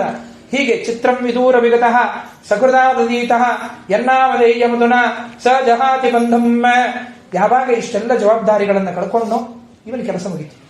ನಾರದರ ಉಪದೇಶ ಮತ್ತೆ ನೆನಪಾಯ್ತು, ಅದನ್ನು ಮರ್ತಿದ್ದಿಲ್ಲ ಪ್ರಿಯವೃತ ಮಹಾರಾಜ. ಆವಾಗ ಮಗಳ ಮದುವೆ ಆಯಿತು. 7 ಜನ ಮಕ್ಕಳಿಗೆ ಸಪ್ತದ್ವೀಪವನ್ನು ಹಂಚಿದ. 3 ಜನ ಮಕ್ಕಳು ಪರಮಹಂಸರಾದರು, ಇನ್ನು 3 ಜನ ಮಕ್ಕಳು ಮನ್ವಂತರಾಧಿಪತಿಗಳಾದರು. ಇನ್ನು ನನ್ನ ಕೆಲಸ ಏನಿದೆ? ನನಗೆ ಅಂತ್ಯಕಾಲ ಬಂತು. 110 ಕೋಟಿ ವರ್ಷ ಭೂಮಂಡಲವನ್ನು ಬೇಕಾದಷ್ಟು ಆಳಿಬಿಟ್ಟಿದ್ದೇನೆ. ಇನ್ನು ಪ್ರಾಯೋಪವೇಶಕ್ಕೆ ಕೂಡೋಣ ಅಂತ ತಾನು ಮನಸ್ಸಿನೊಳಗೆ ವಿಚಾರ ಮಾಡಿ, ಅಹೋ ಅಸಾಧ್ವನುಷ್ಠಿತಂ ಯದನಿವೇಶಿತೋ ಅಹಂ ಇಂದ್ರಿಯೈಹಿ ಅವಿದ್ಯಾ ವಿರಚಿತ ವಿಷಮ ವಿಷಯ ಅಂಧಕೂಪೆ ತದಲವನಂ ಮನುಷ್ಯ ಅವನಿತ ವಿನೋದ ಮೃಗಂ ಮಾಂ ದಿಗ್ದಿಗ್ಗಿತಿ ಗರ್ಹಯಾಂ ಚಕಾರ. ಆ ಸಂದರ್ಭದಲ್ಲಿ ನನಗೆ ಈ ಸಂಸಾರದ ಬಂಧನ, ಇನ್ನೂ ಬೇಗನೆ ನಾನು ಈ ಸಂಸಾರವನ್ನು ಬಿಟ್ಟು ಹೋಗಬೇಕಾಗಿತ್ತು. ಆದರೆ ಸಂಸಾರದೊಳಗೆ ಬಿದ್ದ ನಾನು ಕತ್ತಲೆಯ ಬಾವಿಯಲ್ಲಿ ಬಿದ್ದೆ ಅಂತ ತನ್ನನ್ನೇ ತಾನು ನಿಂದಿಸಿಕೊಂಡು ಪರದೇವತಾ ಪ್ರಸಾದಾದಿಗತಾತ್ಮ ಪ್ರತ್ಯವಮರ್ಶನ ಪರಿನಿರ್ವೃತ ಸುಪುತ್ರೇಭ್ಯ ಇಮಾಂ ಗಾಂ ಯಥಾದಾಯಂ ವಿಭಜ್ಯ ಗುಪ್ತ ಭೋಗಾಂ ಚ ಮಹಿಷೀಂ ಮೃತಕಮಿವ ಸಹಸಾ ಮಹಾವಿಭೂತಿಮಪಹಾಯ ಸ್ವಯಂ ನಿಹಿತ ನಿರ್ವೇದೋ ಹೃದಿ ಗೃಹೀತ ರುಚಿರ ಹರಿವಿಹರಾನುಭಾವ ಭಗವತೋ ನಾರದಸ್ಯ ಪದವೀಂ ಅನುಸಸಾರ. ಹಿರಿಯರಾದ ನಾರದರು, ನೋಡಪ್ಪ ಪ್ರಿಯವ್ರತ, ನಿನ್ನ ಜವಾಬ್ದಾರಿಯನ್ನು ಕಳ್ಕೊಂಡಿದ್ದೀಯ. ಈ ಮಗನಿಗೆ ಇದನ್ನು ಕೊಡು, ಈ ಮಗನಿಗೆ ಇದನ್ನು ಕೊಡು, ನಿನ್ನಲ್ಲಿ ಏನೂ ಇಟ್ಟುಕೊಳ್ಬೇಡ. ಆಸ್ತಿ ಇತ್ತು ಅಂದ್ರೆ ಮೋಹ ಬೆಳೆಯುತ್ತೆ, ಅದಕ್ಕೆ ಅದನ್ನೆಲ್ಲ ಕೊಟ್ಟು ಬಿಡು ಅಂತ ಹೇಳಿ ಆ ಸಂದರ್ಭದೊಳಗೆ ಆಸ್ತಿಯನ್ನು ವಿಭಜನೆ ಮಾಡಿಸಿದ್ದಾರೆ. ಅರ್ಥಾತ್ ಯಾರಲ್ಲಿಯೂ ಒಡಸಡಿ ಉಂಟಾಗದಂತೆ ಎಲ್ಲವನ್ನು ಹಂಚಿಬಿಟ್ಟಿದ್ದಾನೆ ಮಹಾನುಭಾವ. ಈ ರೀತಿಯಾಗಿ ತಾನು ಹಂಚಿ ತಾನು ಮುಂದೆ ಶ್ರೇಷ್ಠವಾದಂತಹ ಪದವಿಯನ್ನ ಹೊಂದೋದಕ್ಕಾಗಿ ನಿವೃತ್ತಿ ಮಾರ್ಗದ ಸನ್ಯಾಸ ದೀಕ್ಷೆಯನ್ನ ನಾರದರ ಕಡೆಯಿಂದ ಪಡೆದುಕೊಂಡು ಉಪದೇಶವನ್ನು ಪಡೆದುಕೊಂಡು ತಾನು ಪ್ರಿಯವೃತ ಕೃತಂ ಕರ್ಮ ಕೋನು ಕುರ್ಯಾದ್ವಿನೇಶ್ವರಂ ನ ನೇಮಿಹಿ ನಿಮ್ನೈರಕರೋತ್ ಛಾಯಾಗ್ನನ್ ಸಪ್ತಮಾರಿಧೀನ್. ಅನೇಕ ಹಳ್ಳ ಕೊಳ್ಳಗಳಿಂದ ಕೂಡಿದ 7 ಸಮುದ್ರಗಳನ್ನು ನಿರ್ಮಾಣ ಮಾಡಿದ ಮಹಾನುಭಾವನನ್ನ ಪ್ರಿಯವೃತರಾಜನ್ನ ಜಗತ್ತಿನಲ್ಲಿ ಯಾರಾದರೂ ಮರಿಲಿಕ್ಕೆ ಸಾಧ್ಯವಾ ಅಂತ ಕೇಳುತ್ತದೆ ಭಾಗವತ. ಸರ್ವಥಾ ಮರಿಲಿಕ್ಕೆ ಸಾಧ್ಯ ಇಲ್ಲ. ಅಂತಹ ಯಾವ ಮಹಾನುಭಾವ? ಭೌಮಂ ದಿವ್ಯಂ ಮಾನುಷಂ ಮಹಿತ್ವಂ ಯೋಗ ಕರ್ಮಜಂ ಯಶ್ಚಕ್ರೇ ನಿರಯೌ ಭೌಮ್ಯಂ ಪುರುಷಾನುಜ ಪ್ರಿಯಾ. ಪಾತಾಳ ಲೋಕ, ದೇವಲೋಕ, ಭೂಲೋಕ ಎಲ್ಲ ಕಡೆಗಳಲ್ಲಿಯೂ ಕೂಡ ಇವನ ಕೀರ್ತಿ ಆ ಸಂದರ್ಭದಲ್ಲಿ ಹಬ್ಬಿರ್ತಕ್ಕಂಥದ್ದಾಗಿದೆ. ಇಂತಹ ಪ್ರಿಯವೃತ ಮಹಾರಾಜರು ಅಲ್ಲಿಯಾದರೂ ಕೂಡ ಮಕ್ಕಳಿಗೆ ಎಲ್ಲವನ್ನೂ ಕೂಡ ಒಪ್ಪಿಸಿ ತಾವು ಸನ್ಯಾಸ ಧರ್ಮವನ್ನು ತೆಗೆದುಕೊಂಡಿದ್ದಾರೆ. ಆಮೇಲೆ ಈ ಕಡೆಗೆ ಅಗ್ನಿರ್ಧ್ರ ರಾಜ ಮೊದಲನೇ ಮಗ, ಅವನಿಗೆ ಒಂದು ದ್ವೀಪವನ್ನ ಒಪ್ಪಿಸಿದ್ರಲ್ಲ, ಜಂಬೂದ್ವೀಪವನ್ನ. ಏವಂ ಪಿತರಿ ಸನ್ನಿವೃತ್ತೆ ತದನುಶಾಸನೆ ವರ್ತಮಾನ ಅಗ್ನಿರ್ಧ್ರ. ಆ ಮೊದಲನೇ ಮಗನಾಗಿರ್ತಕ್ಕಂತಹ ಅಗ್ನಿರ್ಧ್ರ ಇನ್ನು ಅಪ್ಪ ಸತ್ತ, ಅರ್ಥಾತ್ ಸನ್ಯಾಸ ಜೀವನವನ್ನು ತೆಗೆದುಕೊಂಡು ಅವನು ಹೋದ. ಇನ್ನು ನಾನು ಬೇಕಾದ್ ಮಾಡಬಹುದು ಇಲ್ಲ. ಪಿತರಿ ಸನ್ನಿವೃತ್ತೆ ತದನುಶಾಸನೆ, ಅಪ್ಪ ಯಾವ ಮಾರ್ಗವನ್ನ ಹಾಕಿಕೊಟ್ಟಿದ್ನೋ ಆ ಮಾರ್ಗವನ್ನ ಕೈ ಬಿಡದೇನೆ ಆ ಸಂದರ್ಭದಲ್ಲಿ ತಾನಾದರೂ ಕೂಡ ಶ್ರೇಷ್ಠವಾಗಿರತಕ್ಕಂತಹ ರಾಜ್ಯಭಾರವನ್ನ ಮಾಡತಕ್ಕಂಥವನಾಗಿದ್ದಾನೆ ಮಹಾನುಭಾವ ಇವನು. ಸ ಕದಾಚಿತ್ ಪಿತೃಲೋಕಕಾಮಾ ಸುರವರ ವನಿತಾ ಕ್ರೀಡಾ ಚಲದ್ರೋಣ್ಯಾಂ ಭಗವಂತಂ ವಿಷ್ಣು ಸೃಜಾಂ ಪತಿಮಾಹೃತ ಪರಿಚರ್ಯೋಪಕರಣಾತ್ಮೈಕಾಗ್ರೇಣ ತಪಸಾರಾಧಯಾಂ ಬಭೂವ. ಹೀಗಿರಬೇಕಾದರೆ ತಾನಾದರೂ ಕೂಡ ಪ್ರಜೆಗಳನ್ನು ಹೇಗೆ ಕಾಪಾಡಿದ? ಮಗಳ ಮಕ್ಕಳನ್ನ ಎಷ್ಟು ಸಂತೋಷದಿಂದ ನೋಡುತ್ತಾರೋ, ದೌಹಿತ್ರರನ್ನ ಅಥವಾ ತನ್ನ ಮೊಮ್ಮಕ್ಕಳನ್ನ ಔರಸ ಪುತ್ರರನ್ನ ಎಷ್ಟು ಪ್ರೀತಿಯಿಂದ ಕಾಣ್ತಾರೋ ಹಾಗೆ ಪ್ರಜೆಗಳನ್ನ ಕಾಣುವ ಸ್ವಭಾವ ಅಗ್ನಿರ್ಧ್ರ ರಾಜನ ಸ್ವಭಾವ ಆಗಿತ್ತಂತೆ. ಹೀಗಿರಬೇಕಾದ್ರೆ ಒಂದಾನೊಂದು ಸಲ ಪಿತೃಲೋಕ ಪ್ರಾಪ್ತಿಗಾಗಿ ಸತ್ಪುತ್ರರನ್ನ ಬಯಸಿ, ಯಾಕೆ ಇವನಿಗಿನ್ನೂ ಸಂತಾನ ಆಗಿರಲಿಲ್ಲ ಅಗ್ನಿರ್ಧ್ರ ರಾಜನಿಗೆ, ಹೀಗಾಗಿ ಇನ್ನು ನಾನು ಒಂದು ಸಂತಾನವನ್ನು ಪಡೆದು ಪಿತೃಲೋಕದ ಪ್ರಾಪ್ತಿ ನಮಗಾಗಬೇಕು ಅಂತಂದ್ರೆ ನನಗೆ ಸಂತಾನ ಆಗಬೇಕು. ಯಾವಾಗ ನಮಗೆ ಉತ್ತಮವಾದ ಲೋಕದ ಗತಿಯಾಗತ್ತೆ ಅಂತ ಹೇಳಿದ್ರೆ, ಬರೀ ನಮಗೆ ನಮ್ಮ ಮಕ್ಕಳ ಶ್ರಾದ್ದ ಮಾಡೋಣದರಿಂದ ನಮಗೆ ಮೋಕ್ಷ ಆಗುವುದಿಲ್ಲ, ಮುಕ್ತಿ ಸಿಗುವುದಿಲ್ಲ. ಮಕ್ಕಳು, ಮೊಮ್ಮಕ್ಕಳು, ಮರಿಮಕ್ಕಳು ಹುಟ್ಟಬೇಕು. ಅಂದ್ರೆ ಮೊಮ್ಮಗನಿಗೆ ಮಗ ಹುಟ್ಟಬೇಕು. ಮೊಮ್ಮಗನಿಗೆ ಮಗ ಹುಟ್ಟಿದಾಗ ಇವನಿಗೆ ಮುಕ್ತಿ ಆಗುತ್ತೆ. ಯಾಕೆ? ಪಿತೃ ಪಿತಾಮಹ ಪ್ರಪಿತಾಮಹ ಅಂತ ಹೇಳಬೇಕು ಅಂತ ಹೇಳಂತಂದ್ರೆ, ಮಗನಾದವನು ಇವನ ಶ್ರಾದ್ದ ಮಾಡ್ತಾನೆ. ಅವಾಗೇನಾಯ್ತು? ಇವನ ಮಗನಿಗೆ ಒಂದು ಸ್ಟೆಪ್ ಇವನ ಮೇಲೆ ಏರಿದ ಅಪ್ಪ, ಆವಾಗ ಪಿತಾಮಹನ ಸ್ಥಾನದಲ್ಲಿ ಹೋದ. ಆಮೇಲೆ ಇವನ ಮೊಮ್ಮಗನ ಮಗ ಇದ್ದಾನಲ್ಲ, ಅವನು ಶ್ರಾದ್ದಾದಿ ಕರ್ಮಗಳನ್ನ, ಪ್ರೇತ ಸಂಸ್ಕಾರಾದಿಗಳನ್ನ ಮಾಡಿದ ಅಂತಂದ್ರೆ, ಔರ್ಧ್ವದೇಹಿಕ ಕ್ರಿಯಾದಿಗಳನ್ನ ಮಾಡಿದ ಅಂತಂದ್ರೆ, ಆವಾಗ ಈ ಅಪ್ಪ ಎನಿಸಿಕೊಂಡವ ಪ್ರಪಿತಾಮಹನ ಸ್ಥಾನಕ್ಕೆ ಹೋಗ್ತಾನೆ. ಆಮೇಲೆ ಮರಿಮೊಮ್ಮಗ ಶ್ರಾದ್ದವನ್ನ ಮಾಡಿದ ಔರ್ಧ್ವದೇಹಿಕ ಅಂತಂದ್ರೆ, ಆಗ ಈ ಗಣದಿಂದ ಅವನು ಮುಕ್ತನಾಗಿ ಅವನಿಗೆ ವಿಷ್ಣು ಲೋಕದ ಪ್ರಾಪ್ತಿಯಾಗತ್ತೆ. ಆಮೇಲೆ ಇವರಪ್ಪ ಅವರೆಲ್ಲರೂ ಕೂಡ ಪಿತೃಪಿತಾಮಹ ಪ್ರಪಿತಾಮಹರ ಸ್ಥಾನದಲ್ಲಿ ಕೊಡ್ತಾರೆ. ಅದಕ್ಕಾಗಿ ಅಲ್ಲಿಯಾದರೂ ಕೂಡ ತಂತುಂ ತನ್ವನ ಪಿತೃನ್ಯಜೇತ. ಆ ವಿಶೇಷವಾಗಿರತಕ್ಕಂತಹ ವಂಶದ ಕುಡಿ ಅದು ಬೆಳೆಯಬೇಕು ಅಂತಂದ್ರೆ ಅದು ಮಕ್ಕಳಿಂದ ಬೆಳೆಯಬೇಕು. ಪಿತೃಲೋಕ ಕಾಮಃ ಸುರವರ ವನಿತಾ ಕ್ರೀಡ. ಅದಕ್ಕಾಗಿ ಅವನು ದೇವಶ್ರೇಷ್ಠರು ಸ್ತ್ರೀಯರು ವಿಹಾರ ಮಾಡುವಂತಹ ಒಂದು ಸ್ಥಳ ಎಲ್ಲದು? ಮಂದರ ಪರ್ವತದ ಒಂದು ಅಚಲದ್ರೋಣ ಅಂತ ಹೇಳಿ ಒಂದು ಪರ್ವತ. ಅಲ್ಲಿ ಆದರೂ ಕೂಡ ಮಂದರ ಪರ್ವತದ ಗುಹೆಯೊಳಗೆ ಪ್ರಜಾಪತಿಗಳಿಂದ ಕೂಡಿದವನಾಗಿ ಭಗವಾನ್ ಬ್ರಹ್ಮದೇವನಿಗಾಗಿ ತಪಶ್ಚರ್ಯವನ್ನು ಮಾಡುತ್ತಾ ಏಕಾಗ್ರ ಮನಸ್ಸಿನಿಂದ ಕೂತಿದ್ದಾನೆ ಅಗ್ನಿದ್ರ ಮಹಾರಾಜ. ಆ ಸಂದರ್ಭದಲ್ಲಿ ಅಲ್ಲಿ ಏತದುಪಲಭ್ಯ ಭಗವಾನ್ ಆದಿಪುರುಷಃ ಸದಸಿ ಗಾಯಂತಿ ಪೂರ್ವಚಿತ್ತಿಂ ನಾಮ ಅಪ್ಸರಸಂ ಅಭಿಯಾಪಯಾಮಾಸ. ಇದನ್ನು ತಿಳಿದಂತಹ ಆ ಚತುರ್ಮುಖ ಬ್ರಹ್ಮದೇವರು ತನ್ನ ಲೋಕದಲ್ಲಿ ಇರತಕ್ಕಂತಹ ದೇವಲೋಕದ ಅಪ್ಸರಾಸ್ತ್ರೀ ಎನಿಸಿಕೊಂಡಂತಹ ಪೂರ್ವಚಿತ್ತಿ ಅಂತ ಹೇಳಿ ಆ ಪೂರ್ವಚಿತ್ತಿ ಎನ್ನುವಂತಹ ಅಪ್ಸರಾಸ್ತ್ರೀಗೆ ಬ್ರಹ್ಮದೇವರು ಆಜ್ಞೆ ಮಾಡಿದ್ರಂತೆ. ನನ್ನ ಭಕ್ತ ಅಗ್ನಿರ್ಧರ ರಾಜ ಪ್ರಿಯವ್ರತನ ಮಗ ಮಂದರದ್ರೋಣ ಪರ್ವತದಲ್ಲಿ ಪಿತೃಲೋಕ ಪ್ರಾಪ್ತಿಗಾಗಿ ನನ್ನನ್ನು ಕುರಿತು ಆರಾಧನೆ ಮಾಡ್ತಾ ಇದ್ದಾನೆ. ಹೀಗಾಗಿ ನೀನು ಅಲ್ಲಿಗೆ ಹೋಗಿ ಅವನನ್ನ ವರಿಸಿ ಇಷ್ಟಪಟ್ಟು ಒಂದು ಸಂತಾನವನ್ನು ಕೊಡು. ಆ ಸಂತಾನ ಇವರಿಗೆ ಮುಕ್ತಿ ಪ್ರದಾನವನ್ನ ಮಾಡುತ್ತದೆ ಅಂತ ಬ್ರಹ್ಮದೇವರು ಆ ಸಂದರ್ಭದಲ್ಲಿ ಹೇಳಿ ಕಳಿಸಿರ್ತಕ್ಕಂತಹ ಸಂದರ್ಭ ಏನು ಚಂದ ವರ್ಣನೆ ಮಾಡುತ್ತದೆ. ಭಾಗವತದ ಶಬ್ದಗಳ ಪುಂಜ ನೋಡ್ರಿ ಹೇಗೆ ವೇದವ್ಯಾಸ ದೇವರು ಕುಣಿಸ್ತಾರೆ ಶಬ್ದಗಳನ್ನ. ಆಗ ಬ್ರಹ್ಮದೇವರ ಅಣತಿಯಂತೆ ಆ ಪೂರ್ವಚಿತ್ತಿ ಧರೆಗಿಳಿದು ಬಂದಂತೆ. ಹೇಗೆ ಬರಬೇಕಾ ಹೆಣ್ಣು ಅವಳ ಒಂದು ವರ್ಣನೆಯನ್ನ ಭಾಗವತ ಮಾಡುತ್ತದೆ. ಪೂರ್ವಚಿತ್ತಿಯ ಬರುವಿಕೆಯನ್ನ ಸಾ ಅಂತಂದ್ರೆ ಆ ಪೂರ್ವಚಿತ್ತಿ ಅವಳಾದರೂ ಕೂಡ ತದಾಶ್ರಮೋಪವನಮತಿ ರಮಣೀಯ ವಿವಿಧ ನಿಬಿಡ ವಿಪಟೆ ವಿಟಪಿ ವಿಟಪ ನಿಕಟ ಪುಟಲತಾ ಕುಟಿಲ ರೂಢ ಸ್ಥಳ ವಿಹಂಗ ವಿತುನೈ ಪ್ಲಾವ್ಯಮಾನಂ ಅಶ್ರುತಿಭಿಃ ಪ್ರತಿಬೋಧ್ಯಮಾನ ಸಲಿಲ ಕುಕ್ಕಟ ಕಾರಂಡವ ಕಳಹಂಸಾದಿಭಿಃ ವಿಚಿತ್ರಮುಪಕೂಜಿತಾಮಲ ಜಲಾಶಯ ಕಮಲಾಕರಮಪಬ್ರಾಮ. ಆ ಸಂದರ್ಭದಲ್ಲಿ ಸಾಚ ಆ ಪೂರ್ವಚಿತ್ತೆಯಾದರೂ ಕೂಡ ತದಾಶ್ರಮೋಪವನಮ್ಮ. ತದಾಶ್ರಮ ಅಂತಂದ್ರೆ ಅಗ್ನಿರ್ಧರ ರಾಜ ಇರ್ತಕ್ಕಂತಹ ಮಂದರದ್ರೋಣ ಪರ್ವತದ ಆಶ್ರಮ. ಅಲ್ಲಿ ಇರ್ತಕ್ಕಂತಹ ಒಂದು ಶ್ರೇಷ್ಠವಾದಂತಹ ಉಪವನ. ಆ ಉಪವನ ಹೆಂಗಿತ್ರಿ ಅದು ಅಂತ ಹೇಳಂತಂದ್ರೆ ವಿವಿಧ ನಿಬಿಡ ವಿಟಪಿ ವಿಟಪ ನಿಕಟ ಪುಟಲತಾ ಪುಟಿತ. ಅದು ಎಂಥದ್ದು ಅಂದ್ರೆ ಸೂರ್ಯನ ಕಿರಣಗಳು ಭೂಮಿಗೆ ಬೀಳ್ತಾ ಇರಲಿಲ್ಲ. ಅಷ್ಟು ವಿವಿಧ ನಿಬಿಡ. ಹೋಗ್ಲಪ್ಪ ಒಂದೇ ತರಹದ ಗಿಡಗಳ ಬಣ್ಣ ಬಣ್ಣದ ಜಾತಿಯ ಹೂವುಗಳನ್ನು ಸುರಿಸುವ ವಿವಿಧ ನಿಬಿಡ ವಿಚಿಟ. ಅದು ಎಂಥದ್ದು? ಅನೇಕ ನಿಬಿಡವಾದದ್ದು. ವಿಟಪಿ ವಿಟಪ ನಿಕಟ ಪುಟಲತ ಅನೇಕ ಜಾತಿಯ ಹೂವಿನ ಗಿಡಗಳಿಂದ ಕೂಡಿರತಕ್ಕಂತಹ ಒಂದು ವನ. ಅಲ್ಲಿ ರೂಢಸ್ಥಲ ವಿಹಂಗ ವಿತುನೈ. ಅಲ್ಲಿ ಯಾವ ರೀತಿಯಾಗಿ ಒಂದೊಂದು ವೃಕ್ಷದ ಮೇಲೆ ಪಕ್ಷಿಗಳು ಕುಳಿತುಕೊಂಡು ನೀನಾದವನ್ನ ಮಾಡುತ್ತಾ ಸಂಯೋಗವನ್ನ ಮಾಡುತ್ತಾ ಇವೆ. ಅಂತಹ ಮಿಥುನೀಭಾವದ ಆ ಒಂದು ವನದಲ್ಲಿ ಪ್ಲಾವ್ಯಮಾನ ಶ್ರುತಿಭಿಃ ಕೇಳತಕ್ಕಂತಹ ಒಂದು ಶಬ್ದ. ಆ ಒಂದು ನಿಮಿತ್ತದಲ್ಲಿ ಅಲ್ಲಿ ಹತ್ತಿರದಲ್ಲಿ ಇರತಕ್ಕಂತಹ ಸರೋವರಾದಿಗಳು ನೀರು ಕೋಳಿ ಕಾರಂಡವ ಕಲರವವನ್ನು ಮಾಡುತ್ತಾ ಹಕ್ಕಿಗಳು ನೀನಾದ ಮಾಡುತ್ತಾ ಇವೆ. ಆ ಉಪವನದಲ್ಲಿ ಹೆಜ್ಜೆಯ ಸಪ್ಪಳವನ್ನ ಮಾಡುತ್ತಾ ಇವಳ ಉಪಕೂಜಿತಾಮಲ ಜಲಾಶಯ ಕಮಲ ಕಿರುಗೆಜ್ಜೆಗಳೆಲ್ಲವೂ ಕೂಡ ಘಲ್ ಘಲ್ ಘಲ್ ಅಂತ ಹೇಳಿ ಸಪ್ಪಳ ಮಾಡಿದುವಂತೆ. ಆ ಸಪ್ಪಳವನ್ನು ಕೇಳ್ತಾ ಇದ್ದಾನೆ ಮಹಾನುಭಾವ. ತಸ್ಯಾ ಸುರಳಿತ ಬಲ ವಿನ್ಯಾಸ ಗತಿ ವಿಲಾಸಾನೆ ವಿಲಾಸೇನ ಅನುಪದಂ ಖಣ ಖಣಯಮಾನ ರುಚಿರ ರುಚಿರ ಭರಣ ಸ್ವನ ಉಪಾಕರಣ ನರದೇವ ಕುಮಾರ ಸಮಾಧಿ ಯೋಗೇನ ಮೀಲಿತನಯನ ನಳಿನ ಮುಖಲ ಯುಗಳ ಮೀಷದ್ವಿಕತಯ್ಯ ಚಷ್ಟ. ಆ ಹೆಣ್ಣಿನ ಕಾಲ್ಗೆಜ್ಜೆಯ ಒಂದು ಸಪ್ಪಳವನ್ನು ಕೇಳಿದಾಗ ಅಗ್ನಿರ್ಧ್ರನ ಮನಸ್ಸು ವಿಚಲಿತವಾಗಿದೆ. ಅರೆಗಣ್ಣಿನಿಂದ ತೆಗೆದು ನೋಡುತ್ತಾನೆ, ಏನೋ ಸಪ್ಪಳ ಆಗುತ್ತಾ ಇದೆ ಅಂತ ಹೇಳಿ ಕಣ್ಣ ಬಿಟ್ಟಾಕ್ಷಣ ಕಂಡವಳೆ ಈ ಪೂರ್ವಚಿತ್ತಿ. ತಮೇವಾ ವಿದೂರೆ ವಿಲೋಕ್ಯ ಮಧುಕರೀವಿವಸು ಮನಸಾಹ. ಆ ಹೆಣ್ಣಿನ ಸೌಂದರ್ಯವನ್ನು ನೋಡಿ ಅವನ ಲೋಹ ಲಾವಣ್ಯವನ್ನು ನೋಡಿ ಇವನು ಮನಸೋತಿದ್ದಾನೆ. ಆ ಸಂದರ್ಭದಲ್ಲಿ ರೂಪಂ ತಪೋಧನ ತಪಶ್ಚರದಂ ತಪೋಗ್ನಂ ಹೇದತ್ತಗೇನ ತಪಸ ಭವದೇಹ ಲಬ್ಧಂ ಭರ್ತಂ ತಪೋರ್ರಸಿಮಯ ಸ ಮಿತ್ರಮೈಕ್ಯಂ ಕಿಂವಾ ಪ್ರಸೀದ ಸಪೈ ಭವಮನೋಮೆ. ಆವಾಗ ಆ ಅಗ್ನಿರ್ಧರ ರಾಜ ತಾನಾದರೂ ಕೂಡ ಅವಳನ್ನ ಬೇಡಿ ಮದುವೆಯನ್ನ ಆಗಬೇಕು ಅಂತ ಇಚ್ಛೆ ಪಟ್ಟಾಗ ಆ ಅಗ್ನಿರ್ಧರನನ್ನ ಅವಳು ಕೈ ಹಿಡಿದಿದ್ದಾಳೆ.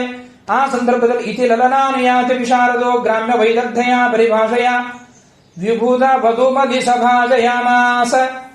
ಆ ಸಂದರ್ಭದಲ್ಲಿ ಆ ಅಪ್ಸರೆಯನ್ನ ವರಿಸಿಕೊಂಡು ಚಾತುರ್ಯದಿಂದ ಅವನು ವಿರೂತ ಯೂಥಪತೆ ಬುದ್ಧಿಶೀಲ ರೂಪ ವಿದ್ಯವಯಾಶ್ರಿಯೋ ಔದಾರ್ಯೈ ಜಂಬೂದ್ವೀಪದಿನ ಭೋಗಾನ್ ಭುಭುಜೆ. ಅವಳಿಂದ ಸಮೇತನಾಗಿ ಜಂಬೂದ್ವೀಪವನ್ನ ತಾನು ಮತ್ತೆ ಆ ಸಂದರ್ಭದಲ್ಲಿ ವಿಸ್ತಾರವನ್ನ ಮಾಡಲಿಕ್ಕೆ ಪ್ರಾರಂಭ ಮಾಡಿದ್ದಾನೆ. ಅಂದ್ರೆ ಅಗ್ನಿರ್ಧ ಆ ಪೂರ್ವಚಿತ್ತಿ ಎನ್ನುವಂತಹ ಅಪ್ಸರಾ ಸ್ತ್ರೀಯರಲ್ಲಿ 9 ಜನ ಮಕ್ಕಳನ್ನ ಪಡೆದ. ಆ 9 ಜನ ಮಕ್ಕಳು ಯಾರಪ್ಪ ಅವರು ಅಂತ ಹೇಳಿ ಕೇಳಿದಾಗ, ಸ ರಾಜವರಹ ಅಗ್ನಿರ್ದ್ರಹ ನಾಭಿ ಕಿಂಪುರುಷ ಹರಿವರ್ಷ ಇಳಾವೃತ ರಮ್ಯಕ ಹಿರಣ್ಮಯ ಕುರುವರ್ಷ ಭದ್ರಾಶ್ವ ಕೇತುಮಾಲ ಇತಿ ಸೌಮ್ಯಾನ್ ನವಾನ್ ಅಜನಯತ. 9 ಮಕ್ಕಳು ಹುಟ್ಟಿದರು. ಯಾರ್ಯಾರವರು ಅಂತಂದ್ರೆ ನಾಭಿರಾಜ, ಕಿಂಪುರುಷ, ಹರಿವರ್ಷ, ಇಲಾವೃತ, ಹಿರಣ್ಯಕ, ರಮ್ಯಕ ಮತ್ತು ಅದೇ ರೀತಿಯಾಗಿ ಭದ್ರಾಶ್ವ, ಕೇತುಮಾಲ ಅಂತ ಹೇಳಿ ಇವರು 9 ಜನ 9 ಖಂಡಗಳಿಗೆ ಅಧಿಪತಿಗಳಾದವರು. ಇವೇ 9 ಖಂಡಗಳ ಹೆಸರುಗಳಾದ ಅಂತಹ ಒಂದು ಶ್ರೇಷ್ಠ ಸಂತಾನ. ನೋಡ್ರಿ, ಅಪ್ಪ ಅಂತಹ ಸಂತಾನ ಪಡೆದರೆ ಮಗ ಅದಕ್ಕಿಂತಲೂ ಉತ್ಕೃಷ್ಟವಾದ ಸಂತಾನವನ್ನ ಇವನು ಪಡಿತಕ್ಕಂಥವನಾದ. ಅಗ್ನಿರ್ದ್ರಸುತಾಸ್ತೆ ಮಾತುರನುಗ್ರಹ ದೌತ್ಪತ್ತಿಕೇನ ಸಂಹನನ ಬಲೋಪೇತಾ ಪಿತ್ರಾ ವಿಭಕ್ತಾನ್ ಮಾತುಲಾನ್ಯಾಮಾನಿ ಯಥಾಭಾಗಂ ಜಂಬೂದ್ವೀಪ ವರ್ಷಾಣಿ ಬುಭುಜುಹು. ಆ ತಾಯಿಯ ಅನುಗ್ರಹದಿಂದ ಹುಟ್ಟಿನಿಂದಲೇ ಆ ಮಕ್ಕಳುಗಳು ಸಹಜವಾಗಿ ದೇಹದಾರ್ಢ್ಯ, ಬಲ, ವೀರ್ಯ, ಔಜಸ್ಸು, ತೇಜಸ್ಸು ಎಲ್ಲ ಮಕ್ಕಳಿಗೆ ಇತ್ತು. ಹೀಗಾಗಿ ಆ ಮಕ್ಕಳುಗಳಿಗೆ ಜಂಬೂದ್ವೀಪದ 9 ವರ್ಷಗಳನ್ನ ಆಯಾ ಹೆಸರುಗಳಿಂದ ಕರೆದು ಹಂಚಿಬಿಟ್ರಂತೆ. ಅಗ್ನಿರ್ದ್ರೋ ರಾಜಪುತ್ರ್ಯ ಅಪ್ಸರಸೋಮೇವಾನುದಿನಂ ಅಭಿಮನ್ಯಮಾನಾಃ ಮನಸ್ತಸ್ಯಾ ಸಲೋಕತಾಂ ಶ್ರುತಿಭಿಃ ಅಭಿರುಂದನ್. ಅಗ್ನಿರ್ದ್ರ ಅಪ್ಸರೆಯರಿಗೆ ಒಡನಾಟವನ್ನು ಬೆಳೆಸಿಕೊಂಡು ಕೊನೆಗೊಂದು ದಿವಸ ಅವನಾದರೂ ಕೂಡ ಅವಳ ಒಂದು ಲೋಕದಲ್ಲಿ ಪಿತೃದೇವತೆಗಳು ವಿಹಾರವನ್ನು ಮಾಡುತ್ತಾರೆ. ಆ ಲೋಕವನ್ನು ತಾನು ಹೊಂದಬೇಕು ಅಂತ ಹೇಳಿ ಆ ಸಂದರ್ಭದಲ್ಲಿ ತಾನಾದರೂ ಕೂಡ ಉತ್ತಮವಾದ ಸಂತಾನವನ್ನ ಮಕ್ಕಳಲ್ಲಿ ತಾನು ಕೊಟ್ಟವನಾಗಿ ಪ್ರಾಯೋಪವೇಶಕ್ಕಾಗಿ ಕೊಡ್ತಕ್ಕಂತಹ ಯಾವ ಸಂದರ್ಭ, ಆಗ ಇವನ ಜವಾಬ್ದಾರಿ ಇಷ್ಟಕ್ಕೆ ಮುಗಿಲಿಲ್ಲ. ಅದಕ್ಕಾಗಿ ಪಿತೃದೇವತೆಗಳು ಅನುಗ್ರಹವನ್ನು ಮಾಡಿದರಂತೆ. ಏನು ಅನುಗ್ರಹ ಮಾಡಿದರು ಅಂತಂದ್ರೆ, ಈ ತಂದೆ ಮೃತನಾದ ಬಳಿಕ 9 ಮಂದಿ ಸೋದರರು, ಅರ್ಥಾತ್ ಯಾರು ಹಿರಣ್ಮಯ, ನಾಭಿ ಇತ್ಯಾದಿಗಳು ಇವರೆಲ್ಲ ಏನಿದ್ದಾರಲ್ಲ, ಇವರಿಗೆ 9 ಜನ ಹೆಣ್ಣು ಮಕ್ಕಳು ಸಿಕ್ಕರಂತೆ. ಸಂಪರೇತೆ ಬಿದರಿನ ಭ್ರಾತರು ಮೇರು ದುಹಿತ್ರೋರ್ಮೆ ಉರುದೇವೀಂ ಪ್ರತಿರೂಪಂ ಉಗ್ರದಂ ಶ್ರೀಂ ಲತಾಂ ರಮಾಂ ಶ್ಯಾಮಾಂ ನಾರಿಂ ಭದ್ರಾಂ ದೇವಮೀತಿ. ಅವರು ಯಾರು ಅಂತಂದ್ರೆ ಮೇರುದೇವಿ, ಪ್ರತಿರೂಪ, ಉಗ್ರದಂ ಶ್ರೀ, ಇನ್ನ ಲತಾ, ರಮಾ, ಶ್ಯಾಮ, ನಾರಿ, ಭದ್ರ, ದೇವಿ ಅಂತ 9 ಜನ ಹೆಣ್ಣು ಮಕ್ಕಳು. ಇವರೆಲ್ಲರೂ ಕೂಡ ಮೇರು ಪರ್ವತದ ಮಕ್ಕಳಾಗಬೇಕು. ಇವರು 9 ಜನ ಆ ಮೇರು ಪರ್ವತದ ಮಕ್ಕಳಾಗಿರತಕ್ಕಂಥ ಈ 9 ಜನರನ್ನ ಈ 9 ಜನ ಮಕ್ಕಳಿಗೆ ಕೊಟ್ಟು ವಿವಾಹವನ್ನು ಮಾಡಿದ್ದಾರೆ. ಅದರಲ್ಲಿ ನಾಭಿರಾಜ ಅಂತ ಹಿರಿಯ ಮಗ, ಅವನಿಗೆ ಮೇರುದೇವಿಯನ್ನು ಕೊಟ್ಟು ವಿವಾಹವನ್ನು ಮಾಡಿದರು. ಅಂತಹ ಮೇರುದೇವಿಯನ್ನು ಕೊಟ್ಟು ವಿವಾಹವನ್ನು ಮಾಡಿದಾಗ ನಾವೇ ಹೇ ಅಪತ್ಯಕಾಮೋ ಪ್ರಜೆಯ ಮೇರುದೇವಿಯ ಭಗವಂತಂ ಯಜ್ಞ ಪುರುಷಂ ಅವಹಿತಾತ್ಮ ಅಯಜಿತ. ಅವನಿಗೆ ಎಷ್ಟೋ ದಿವಸಗಳ ಕಾಲ ನಾಭಿರಾಜನಿಗೆ ಮೇರುದೇವಿಯಲ್ಲಿ ಮಕ್ಕಳಾಗಲಿಲ್ಲ, ಸಂತಾನ ಭಾಗ್ಯ ಆಗಲಿಲ್ಲ. ಅದಕ್ಕಾಗಿ ಪುತ್ರಕಾಮೇಷ್ಟಿಕಾ ಯಾಗವನ್ನು ಮಾಡಿ ಏಕಾಗ್ರ ಚಿತ್ತದಿಂದ ಯಜ್ಞ ಪುರುಷನನ್ನು ಒಲಿಸಿಕೊಂಡನು. ಆಗ ತಸ್ಯ ಭಾವ ಶ್ರದ್ಧೆಯ ವಿಶುದ್ಧ ಭಾವೇನ ಯಜತಃ ಪ್ರವರ್ಗೇಶು ಪ್ರಚರತ್ಸು ದ್ರವ್ಯ ದೇಶ ಕಾಲ ಮಂತ್ರ ಋತ್ವಿಕ ದಕ್ಷಿಣ ವಿಧಾನ ಯೋಗೋ ಭವತ್ಯ ದುರಧಿಗಮೋ ಭಗವಾನ್ ಭಗವತ ವತ್ಸಲದಯ ಸಂಪ್ರೀತ ಆತ್ಮನಂ ಅಪರಾಜಿತಂ. ಶ್ರದ್ಧೆಯಿಂದ ಪುತ್ರಕಾಮೇಷ್ಟಿ ಯಾಗವನ್ನು ಮಾಡಿದಾಗ ಅಲ್ಲಿ ಇರತಕ್ಕಂತಹ ಯಾವ ಋತ್ವಿಜರಿಗೆಲ್ಲರಿಗೂ ಕೂಡ ಧನ ಧಾನ್ಯ ಕನಕ ವಸ್ತುಗಳನ್ನೆಲ್ಲ ಕೊಟ್ಟಿದ್ದಾನೆ.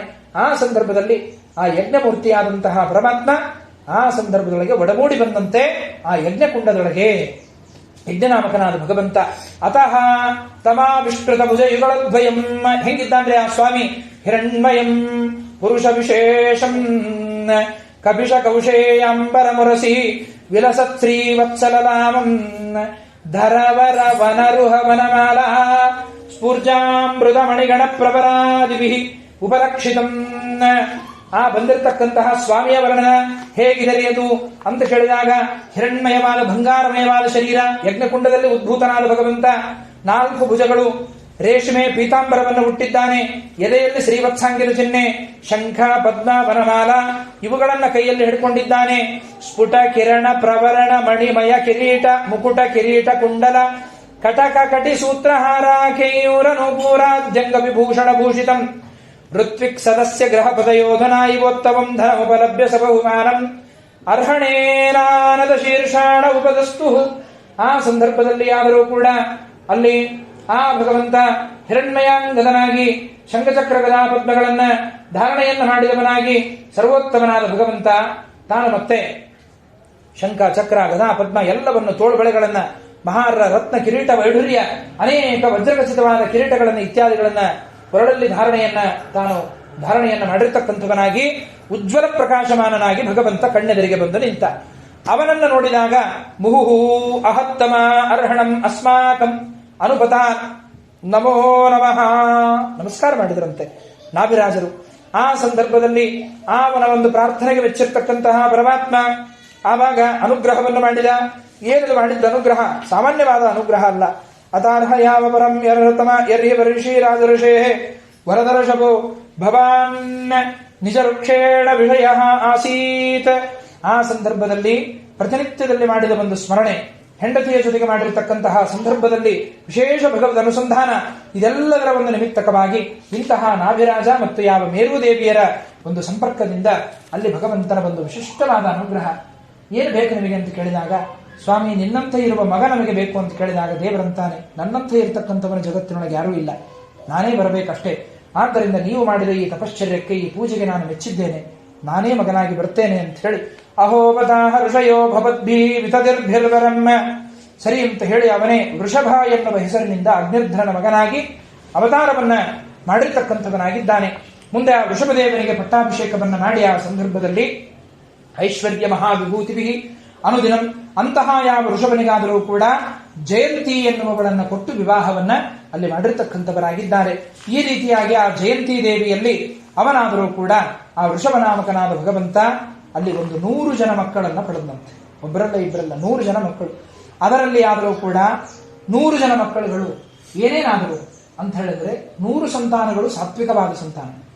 ಅಲ್ರಿ, ಪ್ರಿಯವೃತರಾಜನ ಸಂತಾನವೇ ಇಷ್ಟು ಉದ್ವಿಗ್ನವಾಗಿರಬೇಕಾದರೆ, ಇಷ್ಟು ಸುಂದರವಾಗಿರಬೇಕಾದರೆ ಸಾಕ್ಷಾತ್ ಭಗವಂತನ ಸಂತಾನ ಇನ್ನು ಕೇಳೋದೇನಿದೆ. ಆ ವೃಷಭನಲ್ಲಿ ಒಂದು 100 ಜನ ಮಕ್ಕಳು ಹುಟ್ಟಿದ್ದಾರೆ. ಯೇಷಾಂ ಖಲು ಮಹಾಯೋಗಿ ಭರತೋ ಜ್ಯೇಷ್ಠ ಶ್ರೇಷ್ಠ ಗುಣ ಆಸೀದ್ದೇನೇದಂ ವರ್ಷಂ ಭಾರತಂ ಇದು ವಿವದಿಶಂತಿ. ಆ 100 ಜನ ಮಂದಿ ಮಕ್ಕಳಲ್ಲಿ ಮಹಾಯೋಗಿ ಎನಿಸಿಕೊಂಡವನು, ಶ್ರೇಷ್ಠ ಜ್ಯೇಷ್ಠ ಎನಿಸಿಕೊಂಡವನು ಈ ಮಹಾನುಭಾವನಾಗಿರ್ತಕ್ಕಂತಹ ಭರತ ಅಂತ ಹೇಳಿ, ಇವನ ಕಾಲದಿಂದಲೇ ಇದಕ್ಕೆ ಭಾರತಂ ಇತಿ ವಿಪದಿಶಂತಿ, ಅಲ್ಲಿವರೆಗೂ ಕೂಡ ಇದಕ್ಕೆ ಅಂಜನನಾಭಖಂಡ ಅಂತ ಹೇಳಿ ಅಲ್ಲಿ ಕರಿತಾ ಇದ್ರು. ತವನು ಕುಶಾವರ್ತ ಇಳಾವರ್ತೋ ಬ್ರಹ್ಮಾವರ್ತ ಆರ್ಯಾವರ್ತೋ ಮಲಯಕೇತುರ್ಭದ್ರಸೇನ ಇಂದ್ರಸ್ಪೃಗ ವಿದರ್ಭ ಕೀಟಕ ಇತಿ ನವನವತಿ ಪ್ರಧಾನ. ಅದರಲ್ಲಿ ಏನಾಯಿತು ಅಂತಂದ್ರೆ 9 ಜನ ಮಕ್ಕಳುಗಳು. ಅವರು ಕ್ರಮೇಣವಾಗಿ ಕುಶಾವರ್ತ ಇಳಾವರ್ತ ಬ್ರಹ್ಮಾವರ್ತ ಆರ್ಯಾವರ್ತ ಮಲಯಕೇತು ಭದ್ರಸೇನ ಇಂದ್ರಸ್ಪೃಗ ವಿದರ್ಭ ಕೀಟ ಕೀಕಟ ಅಂತ ಹೇಳಿ 9 ಮಂದಿ ಏನಿದ್ದಾರಲ್ಲ, ಆ 90 ಜನರಿಗಿಂತಲೂ ಕೂಡ, ಆ 91 ಜನರಿಗಿಂತಲೂ ಕೂಡ ಉತ್ತಮರಾಗಿರ್ತಕ್ಕಂಥವರು. ಅರ್ಥಾತ್ ಒಬ್ಬನ ಹೆಸರನ್ನ ಮೊದಲು ಹೇಳಿಬಿಟ್ರಲ್ಲಿ, ಭರತಃ ಶ್ರೇಷ್ಠ ಗುಣ, ಗುಣದಿಂದಲೂ ಜ್ಯೇಷ್ಠನಾಗಿದ್ದಾನೆ, ವಯಸ್ಸಿನಲ್ಲಿಯೂ ಜ್ಯೇಷ್ಠನಾಗಿದ್ದಾನೆ. ಅಂತಹ ಗುಣಶ್ರೇಷ್ಠನಾದ ಜ್ಯೇಷ್ಠನಾಗಿರ್ತಕ್ಕಂತಹ ಭರತನ ಹೆಸರು ಹೇಳಿದ ಮೇಲೆ ಇನ್ನು 99 ಜನ ಉಳಿದು. ಆ 99 ಜನರಲ್ಲಿ 90 ಜನಕ್ಕಿಂತಲೂ ಅಧಿಕರಾದವರು ಈ 9 ಜನ. ಆಮೇಲೆ ಇನ್ನು 9 ಜನರ ಹೆಸರನ್ನೇ ಹೇಳ್ತಾರೆ. ಯಾರ್ಯಾರವರು?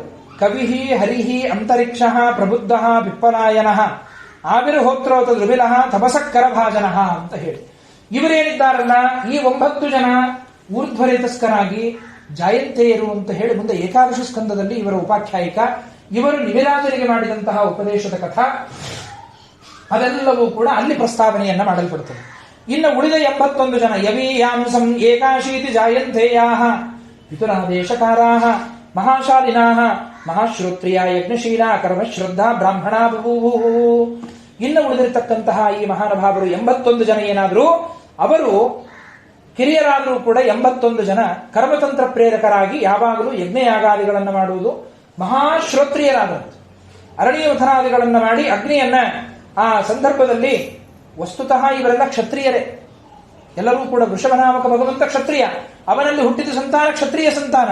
ಆದರೆ ತಾವು ಮಾಡುವ ಕರ್ಮಗಳ ಫಲದಿಂದ ಹೇಗೆ ಗಾದಿರಾಜನ ವಂಶದಲ್ಲಿ ಬಂದಂತಹ ವಿಶ್ವಾಮಿತ್ರ ಕ್ಷತ್ರಿಯನಾಗಿ ಹುಟ್ಟಿದರೂ ಕೂಡ, ಗಾದಿಯಾದರೂ ಕೂಡ ಹೇಗೆ ಬ್ರಹ್ಮರ್ಷಿ ಪದವಿಯನ್ನು ತಾನು ಹೊಂದಿದನೋ ಹಾಗೆ ಈ 81 ಜನ, ಈ ಎಲ್ಲ ಮಕ್ಕಳುಗಳು ಕೂಡ ಬ್ರಹ್ಮ ಪದವಿಯನ್ನು ಹೊಂದಿದರು. ಅರ್ಥಾತ್ ಬ್ರಾಹ್ಮಣ ಜನ್ಮವನ್ನ ಅವರು ಹೊಂದುವವರಾಗ್ತಾರೆ 81 ಜನ.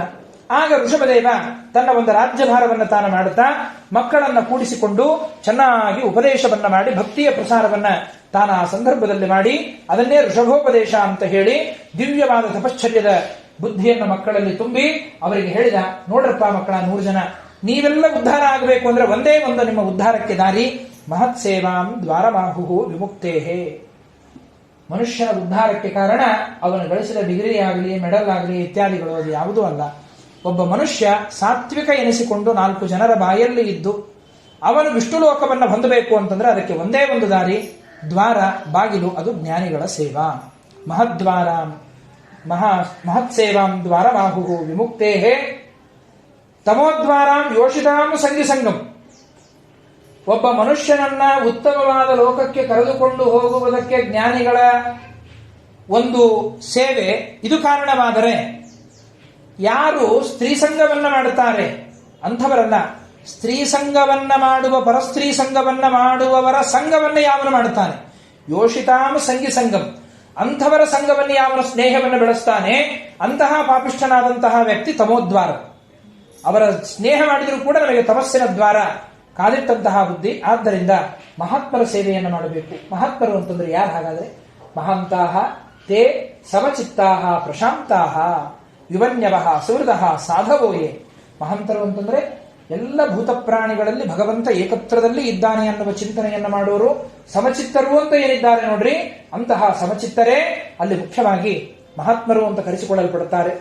ಇನ್ನು ಅದೇ ರೀತಿಯಾಗಿ ಪ್ರಶಾಂತಾಹ ಪ್ರಕೃಷ್ಟವಾದ ಮನಸ್ಸನ್ನು ಹೊಂದಿರತಕ್ಕಂಥವರು, ವಿಮನ್ಯವಃ ಸುಹೃದಃ ಸಾಧವೋಯೇ ಕೋಪವನ್ನ ಬಿಟ್ಟವರು, ಅನಿಮಿತ್ತ ಉಪಕಾರಕರು, ಸಾಧುಗಳು ಅಂತ ಹೇಳಿ ಯಾರಿದ್ದಾರೆ ಅವರು ವಿಶೇಷವಾಗಿ ನನ್ನನ್ನು ಹೊಂದಲಿಕ್ಕೆ ಸಾಧ್ಯವಾಗುತ್ತೆ ಎನ್ನುವಂತಹ ಕರ್ಮಬಂಧನದ ಎಲ್ಲ ವಿಚಾರಗಳನ್ನು ಹೇಳಿ ಹರವು ಗುರವು ಮೈ ಭಕ್ತ್ಯಾನುವೃತ್ಯ ವಿತೃಷ್ಣೆಯ ದ್ವಂದ್ವ ತಿದೃಕ್ಷಯಾಚ, ಆ ಸಂದರ್ಭದಲ್ಲಿ ಜಿಜ್ಞಾಸೆಯ ತಪಸೆ ಹಾನಿವೃತ್ಯಾಹ. ಅಲ್ಲಿ ಯಾದರೂ ಕೂಡ ಉತ್ತಮವಾದಂತಹ ಲಿಂಗದೇಹ ದೂರವಾಗಬೇಕು ಅಂತಂದ್ರೆ ಭಗವಂತನಲ್ಲಿ ಗುರುಗಳಲ್ಲಿ ಇವರಿಬ್ಬರಲ್ಲಿ ಮಾಡುವಂತಹ ಭಕ್ತಿ ಅಂತ ಅನ್ನೋದೇನಿದೆಯಲ್ಲ, ಆ ಭಕ್ತಿ ಮತ್ತೆ ಅದಾದರೂ ಕೂಡ ನನ್ನ ಒಂದು ಲೋಕಕ್ಕೆ ಬರಲಿಕ್ಕೆ ಕಾರಣೀಭೂತವಾದದ್ದಾಗತ್ತೆ ಅನ್ನುವ ಎಲ್ಲ ಉಪದೇಶಗಳನ್ನ ಆ ವೃಷಭನಾಮಕ ಭಗವಂತ ತಾನು ಆ ಸಂದರ್ಭದಲ್ಲಿ ಮಾಡಿಬಿಟ್ಟು ತಾನು ವಿಶೇಷವಾಗಿ ಆ ಭರತನಿಗೆ ತತ್ವೋಪದೇಶವನ್ನ ಅಲ್ಲಿ ಮಾಡಿರ್ತಕ್ಕಂಥವನಾಗಿದ್ದಾನೆ.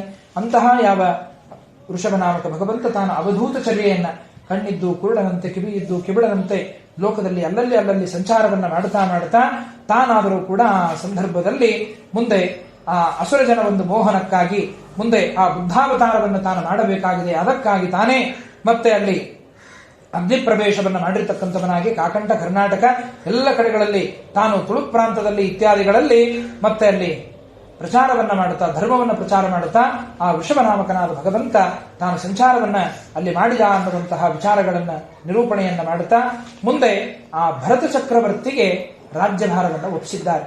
ಭರತಸ್ತು ಮಹಾಭಾಗವತೋ ಯದಾ ಭಗವತ ಅವನಿತಲ ಪರಿಪಾಲನಾಯ ಸಂಚಿಂತಿತ ತದನುಶಾಸನ ಪರಃ ಪಂಚಜನಿಂ ವಿಶ್ವರೂಪದುಹಿತರಂ ಉಪಯೇಮೇ. ಆ ಸಂದರ್ಭದಲ್ಲಿ ಯಾದರೂ ಕೂಡ ಅಲ್ಲಿ ಆ ಭರತ ಚಕ್ರವರ್ತಿಯ ಒಂದು ಪ್ರಜಾಪಾಲನೆ ಪ್ರಾರಂಭವಾಯಿತಂತೆ. ಆಗ ಇವನಾದರೂ ಕೂಡ ವಿಶ್ವರೂಪಾಚಾರ್ಯರು ಅಂತ ಹೇಳಿ ಆ ವಿಶ್ವರೂಪಾಚಾರ್ಯರ ಮಗಳು ಪಂಚಜನಿ ಅಂತ ಹೇಳಿ ಕರೀತಾರೆ. ಆ ಪಂಚಜನಿಯನ್ನ ವಿವಾಹ ಮಾಡಿಕೊಡುತ್ತಾನೆ.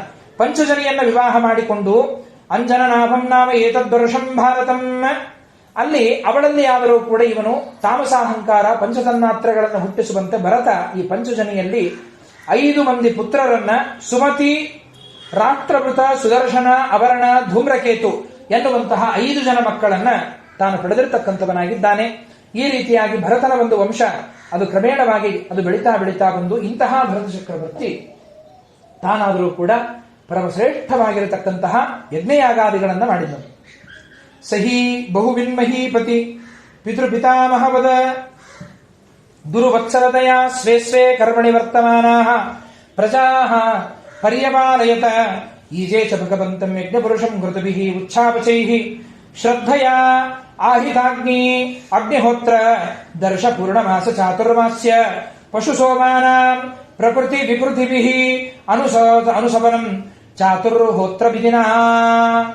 ಇಂತಹ ಯಾವ ಭರತ ಚಕ್ರವರ್ತಿ ಏನೇನು ಯಾಗ ಮಾಡಿದ ಅಂತಂದ್ರೆ ಶ್ರದ್ಧೆಯಿಂದ ಅಗ್ನಿಯನ್ನ ಆದಾನ ಮಾಡಿ, ಅರ್ಥಾತ್ ಆ ಪಂಚಜನಿಯನ್ನ ಕೈ ಹಿಡಿದ ಮೇಲೆ ಬರೀ ಮಕ್ಕಳನ್ನು ಹುಟ್ಟಿಸುವ ಕೆಲಸ ಅಷ್ಟೇ ಮಾಡಲಿಲ್ಲ, ಗೃಹಸ್ಥ ಧರ್ಮದ ಆಚರಣೆ ಹೇಗಿತ್ತು ಅವನಲ್ಲಿ ಅಗ್ನಿಹೋತ್ರವನ್ನು ಇಟ್ಟಂತೆ.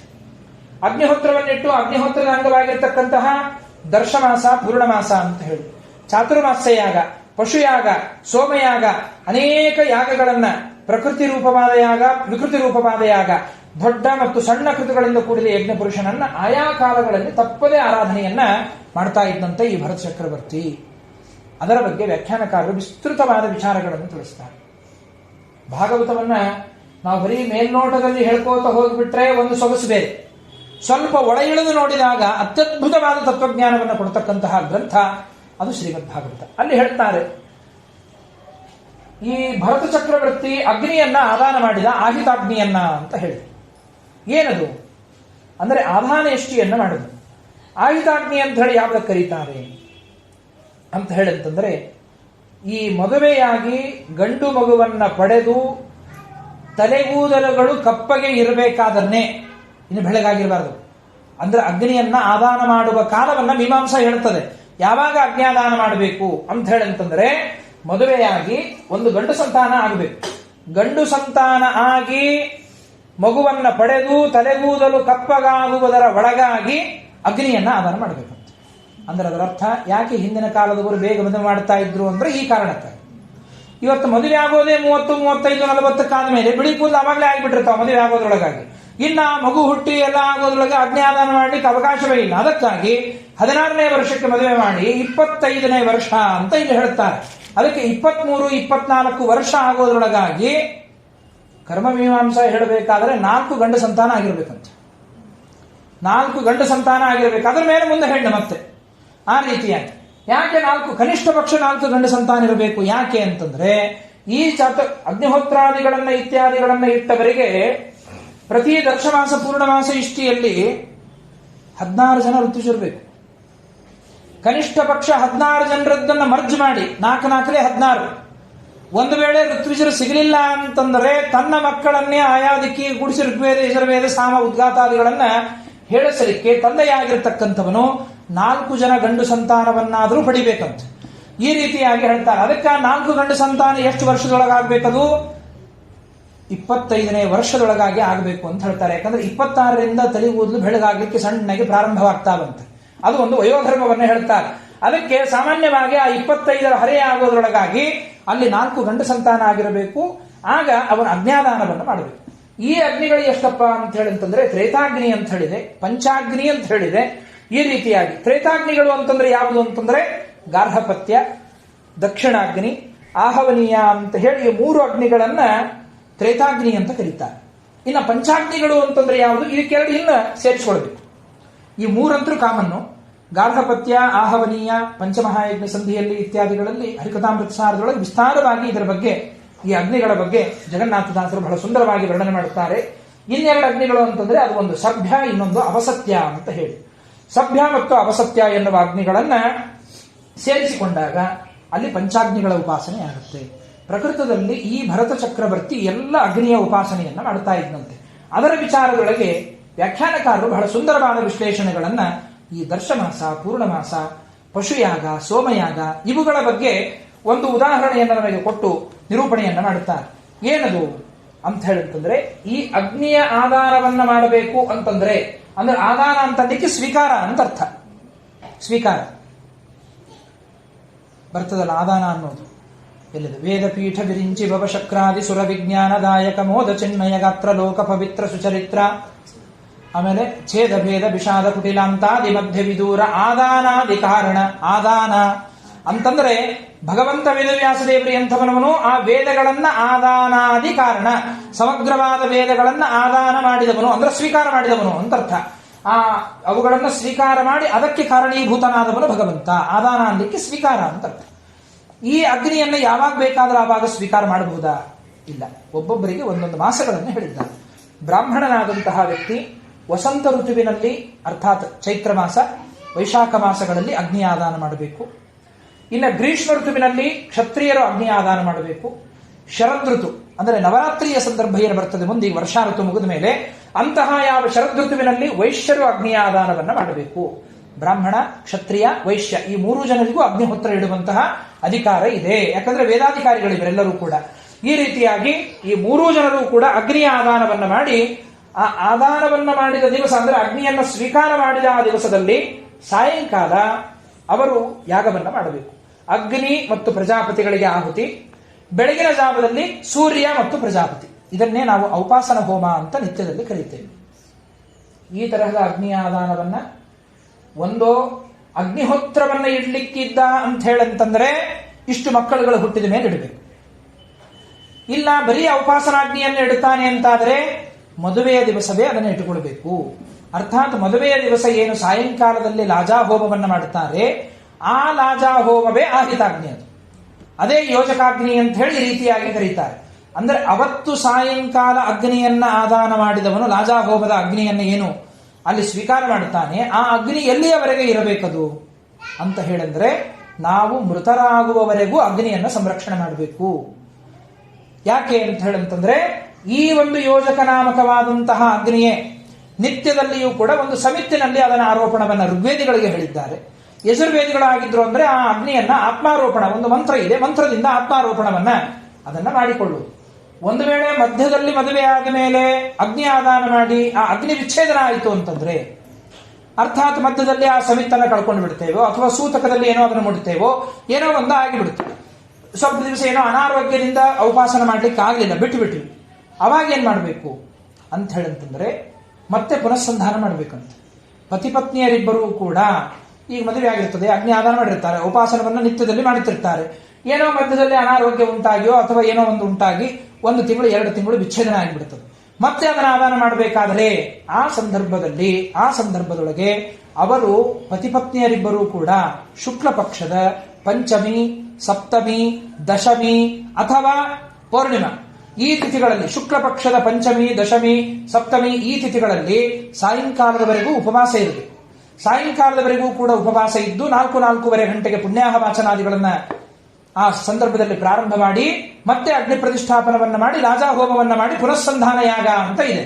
ಆ ಪುನಃಸಂಧಾನ ಹೋಮವನ್ನ ಮಾಡಿ ಎಷ್ಟು ದಿವಸ ಬಿಟ್ಟಿರ್ತಾನಲ್ಲ ಅದಕ್ಕೆ ಪ್ರಾಯಶ್ಚಿತ್ತ ರೂಪವಾಗಿ ಬ್ರಾಹ್ಮಣನಿಗೆ ತಂಡುಲ ಅಂದ್ರೆ ನಿತ್ಯ ಅಕ್ಕಿಯಿಂದ ಆಹುತಿಯನ್ನು ಕೊಡುವುದದು. ಅದಕ್ಕೆ ಅಷ್ಟು ದಿವಸ ಆಹುತಿಯನ್ನು ಕೊಡುವುದನ್ನು ಬಿಟ್ಟಿದ್ದಕ್ಕಾಗಿ ಅಲ್ಲಿ ಆ ತಂಡುಲವನ್ನ, ಅಕ್ಕಿಯನ್ನ ಮತ್ತು ತುಪ್ಪವನ್ನ ಎರಡನ್ನೂ ಕೂಡ ಅಲ್ಲಿ ದಾನ ಮಾಡಬೇಕು. ಅವೆರಡನ್ನೂ ಕೂಡ ದಾನ ಮಾಡಿ ಆ ಬ್ರಾಹ್ಮಣರ ಆಜ್ಞೆಯನ್ನು ಪಡೆದುಕೊಂಡು ಅವತ್ತು ಸಾಯಂಕಾಲದಿಂದ ಮತ್ತೆ ಉಪಾಸನವನ್ನು ಪ್ರಾರಂಭ ಮಾಡಬೇಕು. ಸಾಯಂಕಾಲದಲ್ಲಿ ಅಗ್ನೇಯ ಸ್ವಾಹ ಪ್ರಜಾಪತಿಯ ಸ್ವಾಹ ಅಂತ ಆಹುತಿ, ಬೆಳಗಿನ ಜಾವದಲ್ಲಿ ಸೂರ್ಯಾಯ ಸ್ವಾಹ ಪ್ರಜಾಪತಿಯ ಸ್ವಾಹ ಅಂತ ಹೇಗೆ ವೈಶ್ವದೇವವನ್ನು ಹೇಳ್ತಾರೆ ಹಾಗೆ ಉಪಾಸನವನ್ನ ಮಾಡಲೇಬೇಕು. ಮತ್ತು ಅಷ್ಟೇ ಅಲ್ಲ, ಇಂತಹ ಉಪಾಸನಾಗ್ನಿಯಲ್ಲಿಯೇ ಅಡಿಗೆಯನ್ನ ಮಾಡಬೇಕಂತ. ಅಂದರೆ ಮೊದಲು ಸಂಧ್ಯಾವಂದನ, ಬೆಳಿಗ್ಗೆ ಸಂಧ್ಯಾವಂದನ ಆದ ಮೇಲೆ ಔಪಾಸನವನ್ನ ಮುಗಿಸಿಕೊಂಡು ಆ ಔಪಾಸನಾಗ್ನಿಯಲ್ಲಿಯೇ ಅಡಿಗೆ ಇಡಬೇಕಂತ. ಮುಂದೆ ಅದೇ ವೈಶ್ವದೇವಕ್ಕೆ ಆ ಅಗ್ನಿಯನ್ನು ತೆಗೆದುಕೊಳ್ಳಬೇಕು ಅಂತ ಹೇಳಿ ಅಲ್ಲಿ ಹೇಳ್ತಕ್ಕಂಥವರಾಗ್ತಾರೆ. ಈ ಔಪಾಸನಾಗ್ನಿ ಏನಿದೆಯಲ್ಲ ಎಲ್ಲಿಯವರೆಗೆ ಇದು ಸಂರಕ್ಷಣಾ ಅಂತ ಹೇಳಿದ್ರೆ ನಾವು ಮೃತರಾಗುವವರೆಗೆ. ಯಾವತ್ತು ನಮ್ಮ ಮರಣ ಅನ್ನೋದಾಗುತ್ತೋ ಆಗ ಅಲ್ಲಿ ಒಂದು ಅಗ್ನಿಯನ್ನು ಉತ್ಪತ್ತಿ ಮಾಡ್ತೀವಿ ನಾವು ಚಿತಾ ಸಂಸ್ಕಾರಾದಿಗಳನ್ನು ಮಾಡಲಿಕ್ಕೆ. ಆಗ ಯಾವುದೋ ಇವತ್ತಿನ ಕಾಲಗಳಲ್ಲಿ ಎಲ್ಲ ನಾಲ್ಕುಳ್ಳಿರ್ತಾವೆ, ಚಿಮಣಿ ಹಾಕ್ತಾರೆ, ಹತ್ತಿಸಿ ಅಲ್ಲಿ ಒಂದು ಹೊಗೆ ಹಾಕಿಬಿಡ್ತಾರೆ. ಹಾಗಿಲ್ಲ, ಇವನು ಉಪಾಸನವನ್ನ ಮಾಡ್ತಾ ಇದ್ದ ಅಂತಂದ್ರೆ ಆ ಸಮಿತ್ತನ್ನ ತಂದು ಪುರೋಹಿತರು ಅದು ಆವಾಗ ಕನ್ವರ್ಟ್ ಆಗುತ್ತೆ. ಕ್ರವ್ಯಾದ ನಾಮಕ ಅಗ್ನಿಗೆ ಆಹುತಿಯನ್ನ ದೇಹವನ್ನು ಕೊಡ್ತಾ ಇದ್ದೇವೆ. ಅದಕ್ಕೆ ಅದೇ ಸಮಿತ್ತನ್ನ ಇಟ್ಟುಕೊಂಡು ಅಲ್ಲಿ ಅಗ್ನಿಯನ್ನ ಪ್ರಜ್ವಲನ ಮಾಡಿ ಅದರಲ್ಲಿ ಆ ಚಿತೆಗೆ ಸಂಬಂಧಪಟ್ಟ ಆಹುತಿಗಳೇನಿದೆ ಆ ಆಹುತಿಗಳನ್ನ ಆ ಅಗ್ನಿಯಲ್ಲಿ ಅಲ್ಲಿ ಕೊಡಬೇಕು. ಅಲ್ಲಿ ತನಕ ಇದನ್ನು ರಕ್ಷಣೆ ಮಾಡಬೇಕು. ಹೀಗೆ ಸಾಮಾನ್ಯ ಉಪಾಸನಾದಿಗಳನ್ನು ಮಾಡುವುದಿತ್ತು ಅಂತಂದ್ರೆ ಇದಕ್ಕೆ ನಿಯಮ. ಇನ್ನ ಅಗ್ನಿಹೋತ್ರವನ್ನು ಇಡೋದಾಗಿತ್ತು ಅಂತಂದ್ರೆ ಮಕ್ಕಳನ್ನ ಪಡೆದ ಮೇಲೆ ಅವನು ಮತ್ತೆ ಅಗ್ನಿಹೋತ್ರಾದಿಗಳನ್ನ ಅಲ್ಲಿ ಇಡತಕ್ಕಂಥದ್ದು. ಯಾಕೆ ಅಂತ ಹೇಳಂತಂದ್ರೆ ಬಾಣಂತಿಯ ಕೆಲವು ಕುಲಧರ್ಮಗಳು ಇತ್ಯಾದಿಗಳೆಲ್ಲವೂ ಕೂಡ ಇರ್ತಾವೆ. ಅದರ ಒಂದು ನಿಮಿತ್ತಕವಾಗಿ ಮಧ್ಯದಲ್ಲಿ ಇವರ ಅಗ್ನಿಹೋತ್ರವನ್ನು ಇಟ್ಟ ಮೇಲೆ ಬಾಣಂತಿ ಆ ಪದಾರ್ಥ ತಿನ್ನುವುದು, ನಿಷಿದ್ಧ ಪದಾರ್ಥಗಳನ್ನು ಸೇವನೆ ಮಾಡುವುದು, ಯಾಕಂದ್ರೆ ನಿತ್ಯ ಯಾಗಕ್ಕೆ ಬರಬೇಕಾಗತ್ತೆ ಅವರು. ಅದಕ್ಕಾಗಿ ಆ ಮಧ್ಯದಲ್ಲಿ ತೊಂದರೆ ಆಗಬಾರದು ಅಂತ ಹೇಳಿ ಸಂತಾನವನ್ನು ಮುಗಿಸಿಕೊಂಡು ಅನಂತರದಲ್ಲಿ ಅಲ್ಲಿ ಆದರೂ ಕೂಡ ಅದನ್ನು ಆದಾನವನ್ನು ಮಾಡಿಕೊಳ್ಳುವುದು ಅತ್ಯಂತ ಉತ್ತಮವಾದಂತಹ ಒಂದು ಪಕ್ಷ. ಆ ಅರ್ಥದಲ್ಲಿ ಅದನ್ನು ಹೇಳ್ತಾ ಮುಂದೆ ಅದರ ನಿರೂಪಣೆಯನ್ನ ಮಾಡತಕ್ಕಂಥವರಾಗ್ತಾರೆ. ಹೀಗೆ ವಿಶೇಷವಾಗಿರತಕ್ಕಂತಹ ಈ ದರ್ಶಮಾಸ, ಪೂರ್ಣಮಾಸ, ಆಹಿತಾಗ್ನಿ ಇವುಗಳಲ್ಲಿ ಹವನವನ್ನ ಮಾಡುವುದರಿಂದ ಏನೇನು ಪುಣ್ಯ ಇದೆ ಅಂದ್ರೆ ಹಾಲಿನಿಂದ ಹೋಮವನ್ನ ಮಾಡುತ್ತೇವೆ. ಹಾಲಿನಿಂದ ಹೋಮ ಮಾಡಿದಾಗ ಒಳ್ಳೆ ಪಶು ಸಂಪತ್ತು ಬೆಳೀತದಂತೆ. ಪಶು ಸಂಪತ್ತಿನ ಲಾಭ ಆಗತ್ತೆ. ಅದರ ನಿಮಿತ್ತಕವಾಗಿ ಸ್ವರ್ಗಗಳ ಫಲ ಆಗುತ್ತಂತೆ. ಅಂದ್ರೆ ಶಚೀಪತಿ ಇಂದ್ರನ ಒಂದು ಸ್ವರ್ಗ ಆಗುತ್ತೆ. ಮೊಸರಿನಿಂದ ಹೋಮವನ್ನ ಮಾಡುವುದರಿಂದ ಇಂದ್ರಿಯಗಳಲ್ಲಿ ಶಕ್ತಿ ಬೆಳೀತದೆ. ಇನ್ನ ಅನ್ನದ ಗಂಜಿ, ಪುರೋಢಾಶ ಅಂತ ಕರೀತಾರೆ, ಅನ್ನದ ಗಂಜಿಯಿಂದ ಹೋಮ ಮಾಡುವುದರಿಂದ ಭೂಮಿಯ ಲಾಭ ಆಗುತ್ತಂತೆ, ಭೂಲಾಭ ಆಗುತ್ತೆ. ಇನ್ನು ಅನ್ನದಿಂದ ಸಾಕ್ಷಾತ್ ಅನ್ನವನ್ನೇ ಮಾಡಿ ಅಗ್ನಿಯಲ್ಲಿ ಹಾಕುವುದರಿಂದ, ಚರುಹೋಮವನ್ನ ಮಾಡುವುದರಿಂದ ಅನ್ನದ ಲಾಭ ಆಗುತ್ತೆ. ಇನ್ನು ಅಕ್ಕಿ ಕಾಳುಗಳು, ತಂಡದು, ಆ ಅಕ್ಕಿಯಿಂದ ಹೋಮವನ್ನ ಮಾಡುವುದರಿಂದ ಓಜಸ್ಸು, ಒಳ್ಳೆ ಓಜಸ್ಸು. ಅದ್ಭುತವಾದ ಕ್ರಿಯಾಶಕ್ತಿ ಅವನಲ್ಲಿ ಬೆಳೆಯುತ್ತೆ. ತುಪ್ಪದಿಂದ ಹೋಮವನ್ನು ಮಾಡುವುದರಿಂದ ತೇಜಸ್ಸು ಬೆಳೆಯುತ್ತೆ ಅಂತ ಹೇಳ್ತಾರೆ. ಹೀಗೆ ಒಂದೊಂದಕ್ಕೂ ಕೂಡ ಒಂದೊಂದು ತರಹದ ಪ್ರಕ್ರಿಯೆಗಳುಂಟು. ಇದನ್ನು ಅಗ್ನಿಹೋತ್ರ ಅಂತ ಹೇಳಿ ಕರೀತಾರೆ. ಅಗ್ನಿಹೋತ್ರ ಅಂತ ಹೇಳಿ ಈ ಅಗ್ನ್ಯಾದಾನವನ್ನ ಮಾಡಿದ ಬಳಿಕ ಮುಂದೆ ಬರುವ ಹುಣ್ಣಿಮೆ ಏನಿರ್ತದಲ್ಲ, ಅಂದ್ರೆ ವಸಂತ ಋತುವಿನಲ್ಲಿ ಈಗ ತ್ರಯೋದಶಿಯೋ ಅಥವಾ ದಶಮಿಯೋ ಅಥವಾ ಇನ್ನೊಂದು ಸಪ್ತಮಿಯೋ ಪಂಚಮಿಯೋ ಅಗ್ನ್ಯಾದಾನ ಮಾಡಿದ ಅಂತ ಇಟ್ಕೊಳ್ಳಿ. ಮುಂದೆ ಚೈತ್ರ ಹುಣ್ಣಿಮೆ ಬರ್ತದೆ, ವೈಶಾಖ ಹುಣ್ಣಿಮೆ ಬರ್ತದೆ ಅಂತ ಇಟ್ಕೊಳ್ರಿ. ಆಗ ಹುಣ್ಣಿಮೆಯಲ್ಲಿ ಮಾಡಬೇಕಾದದ್ದು ಅದನ್ನ ಪೂರ್ಣಮಾಸ ಯಾಗ ಅಂತ ಕರೀತಾರೆ. ಅಮಾವಾಸ್ಯೆಯ ದಿವಸ ಮಾಡತಕ್ಕಂತಹ ಯಾಗಕ್ಕೆ ದರ್ಶಮಾಸ ಯಾಗ ಅಂತ ಹೇಳಿ ಕರೀತಾರೆ. ಈ ರೀತಿಯಾಗಿ ಅದನ್ನೇ ಇಷ್ಟಿ ಅಂತ ಹೇಳಿ, ಅಂದ್ರೆ ಪ್ರತಿ ಅಮಾವಾಸ್ಯೆ ಆದ ನಂತರದಲ್ಲಿ ಮಾರನೇ ದಿವಸ ಪ್ರತಿಪದಾ ತಿಥಿ, ಅವತ್ತಿನ ದಿವಸ ದ್ವಾದಶ ಪಾತ್ರಗಳನ್ನು ಪ್ರಯೋಗ ಮಾಡಿ, ಅಂದ್ರೆ ಚರುಸ್ಥಾಲಿ, ಪ್ರೋಕ್ಷಣಿ, ದರ್ವಿ, ಸೃವಾ, ಪ್ರಣೀತ, ಆಜ್ಯಪಾತ್ರ, ಯುದ್ಮ, ಬರಿಹಿಷಿ, ಉಲೂಖಲ, ಮುಸಲ, ಶೂರ್ಪ, ಅಜಿನ ಅಂತ 12 ಪಾತ್ರೆಗಳನ್ನ ಯಜ್ಞದಲ್ಲಿ ಉಪಯೋಗಿಸುವುದು. ಆ ಒಂದು ಯಜ್ಞದಲ್ಲಿ ಉಪಯೋಗಿಸಬೇಕಾದ್ರೆ ಹೆಂಡತಿಯ ಕರ್ತವ್ಯ ಏನು ಅಂತಂದ್ರೆ ಅನ್ನವನ್ನ ತಯಾರು ಮಾಡಿಕೊಡಬೇಕು. ಆ ಅನ್ನ ಯಾವುದು? ಇವತ್ತು ನಾವು ಹೋಮಗಳು, ಇದು ಬರೀ ಇದೊಂದಕ್ಕೆ ಅಂತಲ್ಲ, ಎಲ್ಲಾ ಹೋಮಗಳಿಗಿರೋ ನಿಯಮ ಹಾಗೆ. ಏನದು ನಿಯಮ ಅಂತ ಹೇಳಂತಂದ್ರೆ ಅಜಿನ ಅಂದ್ರೆ ಕೃಷ್ಣಾಜಿನ. ಆ ಕೃಷ್ಣಾಜಿನವನ್ನ ಕೆಳಗಡೆ ಹಾಕಿ ಅದರ ಮೇಲೆ ಉಲೂಖಲವನ್ನ ಇಡಬೇಕು, ಅರ್ಥಾತ್ ಒರಳನ್ನ ಇಟ್ಟು ಮುಸಲ ಅಂದ್ರೆ ಒನಕೆಯನ್ನು ತೆಗೆದುಕೊಂಡು ಭತ್ತವನ್ನ ಹೆಂಡತಿಗೆ ತಾನು ತನ್ನ ಕೈಯಿಂದ 4 ಮುಷ್ಟಿ ಭತ್ತವನ್ನ ಹಾಕಬೇಕಲ್ಲ. 4 ಮುಷ್ಟಿಯಾಗಿ ಅಲ್ಲಿ ಭತ್ತವನ್ನ ಹಾಕಿ ಆದ ಮೇಲೆ ಅದನ್ನ ಹೆಂಡತಿಯಾದವಳು ಕುಟ್ಟಿ ಆ ಸಂದರ್ಭದಲ್ಲಿ ಆ ಜೊಟ್ಟನ್ನ ಶೂರ್ಪ ಅಂದ್ರೆ ಮರದಲ್ಲಿ ಹಾಕಿ ಅದನ್ನ ಕೇರ್ಬೇಕು. ಮರದಲ್ಲಿ ಹಾಕಿ ಅದನ್ನ ಕೇರಿ ಆಮೇಲೆ ಅದನ್ನ ಆ ಯಜ್ಞ ಕುಂಡದೊಳಗೆ ಇಟ್ಟು ಅನ್ನವನ್ನ ಮಾಡಬೇಕು. ಆ ಅನ್ನವನ್ನ ಹವಿಸ್ಸಿಗಾಗಿ ಬಳಸಬೇಕಂತ. ಆ ಅನ್ನವನ್ನ ಹವಿಸ್ಸಿಗಾಗಿ ಬಳಸಬೇಕು. ಹೀಗೆ ದರ್ಶಮಾಸ ಪೂರ್ಣಮಾಸ ಅಂತ ಹೇಳಿ ಮಾಡಿದ್ರೆ ಅದನ್ನ ಒಂದು ಯಾಗ ಅಂತ ಹೇಳಿ. ಅಗ್ನಿಹೋತ್ರ ಏನಂತ ಹೇಳಿ ಕರೆಸಿಕೊಳ್ಳಲ್ಪಡುತ್ತದೆ ಅಂದ್ರೆ ಹೋಮ ಅಂತ ಕರೆಸಿಕೊಳ್ಳಲ್ಪಡುತ್ತದೆ. ನಾವು ಸಾಮಾನ್ಯವಾಗಿ ಯಜ್ಞ, ಯಾಗ, ಹೋಮ, ಹವನ ಈ ಶಬ್ದಗಳನ್ನು ಜೋಡಿಸ್ತಾ ಇರ್ತೇವೆ. ಹೋಮ ಅಂತಂದ್ರೆ ಏನು? ಅಗ್ನಿಹೋತ್ರದ ಪ್ರಕ್ರಿಯೆಗಳಲ್ಲಿ 3 ಕುಂಡಗಳಲ್ಲಿ ಏನು ಆಹುತಿಗಳನ್ನು ಹಾಕ್ತಾರೆ ನೋಡ್ರಿ, ಅದು ಹೋಮ ಅಂತ ಅನಿಸಿಕೊಳ್ತದೆ. ಹೋಮ ಅನ್ನೋದಕ್ಕೆ ಮತ್ತೊಂದು ಅರ್ಥ ಅಲ್ಲಿ ಹೇಳ್ತಾರೆ, ಯಜಮಾನ ಕುಳಿತುಕೊಂಡು ಸ್ವಾಹ, ಇಂದ್ರಾಯ ಸ್ವಾಹ, ಅಗ್ನಯೇ ಸ್ವಾಹ ಅಂತ ಈ ಸ್ವಾಹಾಕಾರಗಳನ್ನ ಹೇಳಿ ಏನು ಆಹುತಿಯನ್ನು ಕೊಡ್ತೇವಲ್ಲ, ಅದು ಹೋಮ ಅಂತ ಕರೆಸಿಕೊಳ್ಳಲ್ಪಡುತ್ತದೆ. ಅದು ಹೋಮ. ಇನ್ನ ಯಜಮಾನ ಕೇವಲವಾಗಿ ಅಲ್ಲಿ ಆದರೂ ಕೂಡ ನಿಂತುಕೊಂಡು ವೌಷಟ್ ಅಂತ ಹೇಳ್ತಾನೆ, ಅಂದ್ರೆ ವಷಟ್ಕಾರವನ್ನು ಉಚ್ಚಾರಣೆ ಮಾಡುತ್ತಾನೆ. ವೌಷಟ್ ಅಂತ ಹೇಳಿ ಉಚ್ಚಾರಣೆಯನ್ನ ಮಾಡಿ ಆ ಹವಿಸ್ಸನ್ನ ಅಧ್ವರ್ಯುವಿನ ಮುಖಾಂತರವಾಗಿ ಅಗ್ನಿಯಲ್ಲಿ ಹೋಮ ಮಾಡಿಸ್ತಾನೆ, ಅಗ್ನಿಯಲ್ಲಿ ಹಾಕಿಸ್ತಾನೆ. ಈ ರೀತಿಯಾಗಿ ಮಾಡತಕ್ಕಂಥದ್ದು ಅಂತ ಏನಿದೆ ನೋಡ್ರಿ, ಅದನ್ನ ಹವನ ಅಥವಾ ಯಾಗ ಎನ್ನುವ ಹೆಸರಿನಿಂದ ಅಲ್ಲಿ ಆದರೂ ಕೂಡ ಕರಿತಕ್ಕಂಥವರಾಗುತ್ತಾರೆ. ಹೀಗೆ ನಿಂತು ಮಾಡತಕ್ಕಂಥದ್ದು ಹವನ, ಇನ್ನು ಅದೇ ರೀತಿಯಾಗಿ ಕುಳಿತು ಮಾಡತಕ್ಕಂಥದ್ದು ಸ್ವಾಹಾಕಾರ ಸಮೇತವಾಗಿ ಹೇಳೋದು ಅಲ್ಲಿ ಅದನ್ನಾದರೂ ಕೂಡ ಹೋಮ ಅಂತ ಹೇಳಿ ಕರೀತಾರೆ. ಇನ್ನ ಪ್ರತಿ ಯಾಗಗಳಲ್ಲಿಯೂ ಕೂಡ ಅಗ್ನೇಯ ಸ್ವಾಹ, ಅಗ್ನೇಯ ಇದಂ ನಮಮ ಅಂತ ಹೇಳ್ತೇವೆ ನಾವು.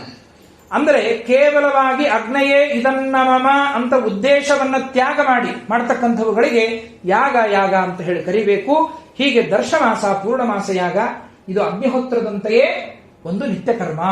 ಅಂದ್ರೆ ಪ್ರತಿ ಅಮಾವಾಸ್ಯೆ ಕಳೆದ ನಂತರದಲ್ಲಿ ಪಾಡ್ಯ, ಪೌರ್ಣಿಮಾ ಕಳೆದ ನಂತರದಲ್ಲಿ ಪಾಡ್ಯ, ಇದನ್ನ ಕರ್ತವ್ಯ ಪೂರ್ವಕವಾಗಿ ಮಾಡಲೇಬೇಕು.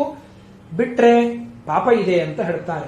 ಅದಕ್ಕೇನು ಪ್ರಾಯಶ್ಚಿತ್ತ ಹಾಗಾದರೆ ಅಂತ ಹೇಳಂತಂದ್ರೆ, ಅದಕ್ಕಾಗಿ ಮತ್ತೆ ಅವನು ಅನೇಕ ವಿಧವಾಗಿರತಕ್ಕಂತಹ ದಕ್ಷಿಣೆ, ದಾನ ಧರ್ಮಾದಿಗಳನ್ನ ಮಾಡಿ ಪುನಸ್ಸಂಧಾನಾದಿಗಳನ್ನ ಮಾಡಿಕೊಂಡು ತಾನು ಮತ್ತೆ ಆ ಪ್ರಾಯಶ್ಚಿತ್ತಾದಿ ವಿಧಿಗಳನ್ನ ಅಲ್ಲಿ ಮಾಡಿಕೊಳ್ಳಬೇಕು ಅಂತನ್ನುವಂತಹ ವಿಚಾರವನ್ನ ಅಲ್ಲಿ ತಿಳಿಸಿಕೊಡ್ತಕ್ಕಂಥವರಾಗ್ತಾರೆ.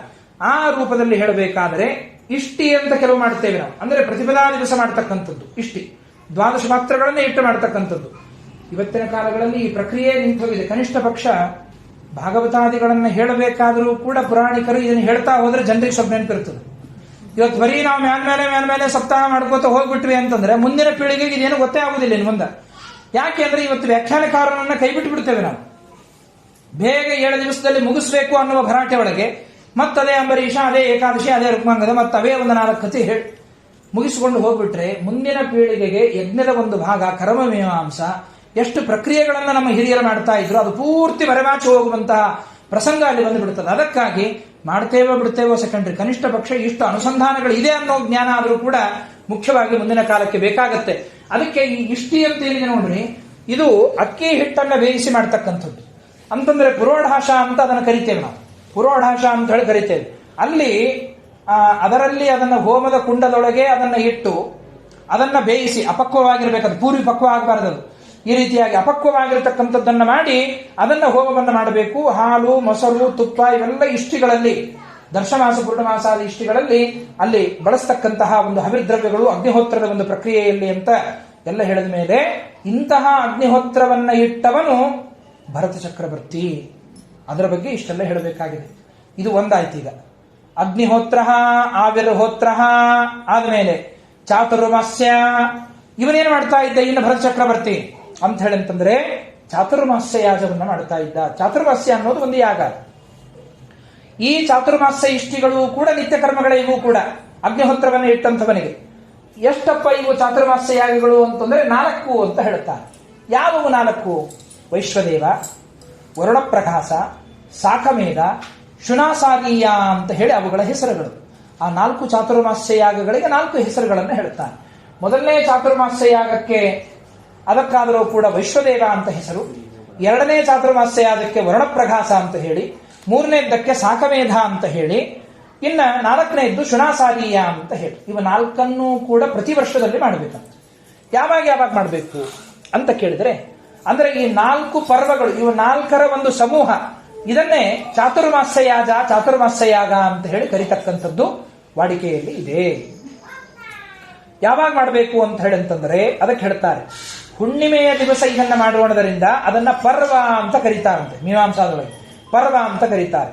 ಅಂದ್ರೆ ಚೈತ್ರ ಮಾಸದ ಪೂರ್ಣಿಮಾ, ಚಿತ್ತಾ ಪೂರ್ಣಿಮಾ ಅಂತ ನಾವೇನು ಕರೀತೇವೆ, ಆ ಚೈತ್ರ ಪೂರ್ಣಿಮೆಯ ದಿವಸ ಮಾಡತಕ್ಕಂತಹ ಹೋಮ ಏನಿದೆಯಲ್ಲ ಅದು ವೈಶ್ವದೇವ ಪರ್ವ. ಅಂದ್ರೆ ವೈಶ್ವದೇವ ಚಾತುರ್ಮಾಸ್ಯ ಯಾಗ.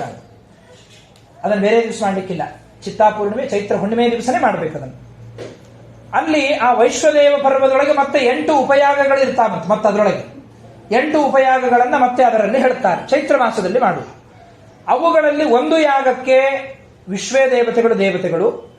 ಆದ್ದರಿಂದಾಗಿ ಆ ಒಂದು ಪರ್ವಕ್ಕೆ, ಚಿತ್ತಾ ಪೂರ್ಣಿಮೆಯ ದಿವಸ ಮಾಡುವ ಯಾಗಕ್ಕೆ ವೈಶ್ವದೇವ ಪರ್ವ, ವಿಶ್ವೇ ದೇವತೆಗಳು ಆ ಯಾಗಕ್ಕೆ ಅಭಿಮಾನಿಗಳಾಗಿದ್ದರಿಂದಾಗಿ ಅಲ್ಲಿ ಮತ್ತೆ ಅದನ್ನ ವೈಶ್ವದೇವ ಪರ್ವ ಅಂತ ಕರೀತಾರೆ. ಇನ್ನ ಅದಾದ ನಂತರದಲ್ಲಿ ಮುಂದೆ 4 ತಿಂಗಳು ಬಿಡಬೇಕು ಮತ್ತೆ. ಅಂದ್ರೆ ಚೈತ್ರ, ವೈಶಾಖ, ಜ್ಯೇಷ್ಠ, ಆಷಾಢ ಅಂತ ಹೇಳಿ ಬಂತು. ಹೌದಾ? ಈ ರೀತಿಯಾಗಿ ಅಲ್ಲಿ ಆಷಾಢಾದಿಗಳು ಬಂದಿರತಕ್ಕಂತಹ ಯಾವ ಸಂದರ್ಭದೊಳಗೆ ಅಲ್ಲಿ ಯಾದರೂ ಕೂಡ ಮುಂದೆ ಇನ್ನೊಂದು ಯಾಗವನ್ನ ಮಾಡಬೇಕು. 4 ತಿಂಗಳುಗಳು ಕಳೆದಾದ ಮೇಲೆ ವರುಣಪ್ರಕಾಶ ಅಂತ ಹೇಳಿ, ಯಾವಾಗಿದು ಚೈತ್ರ ಹುಣ್ಣಿಮೆಯಿಂದ 4ನೇ ಹುಣ್ಣಿಮೆ ಅಂತಂದ್ರೆ ಶ್ರಾವಣ ಪೂರ್ಣಿಮಾ ಬರುತ್ತದೆ. ಚೈತ್ರ ಪೂರ್ಣಿಮಾ, ವೈಶಾಖ ಪೂರ್ಣಿಮಾ, ಆಷಾಢ ಪೂರ್ಣಿಮಾ, ಶ್ರಾವಣ ಪೂರ್ಣಿಮಾ ಅಂತ ಹೇಳಿ ಶ್ರಾವಣ ಪೂರ್ಣಿಮಾ 4ನೇ ತಿಂಗಳಾಗುತ್ತೆ. ಆ 4ನೇ ತಿಂಗಳಲ್ಲಿ ಮಾಡಬೇಕಾದಂತಹ 2ನೇ ಚಾತುರ್ಮಾಸ್ಯ ಪರ್ವ ಯಾವುದು ಅಂತಂದ್ರೆ ವರುಣಪ್ರಕಾಶ ಅಂತ ಹೆಸರದಕ್ಕೆ.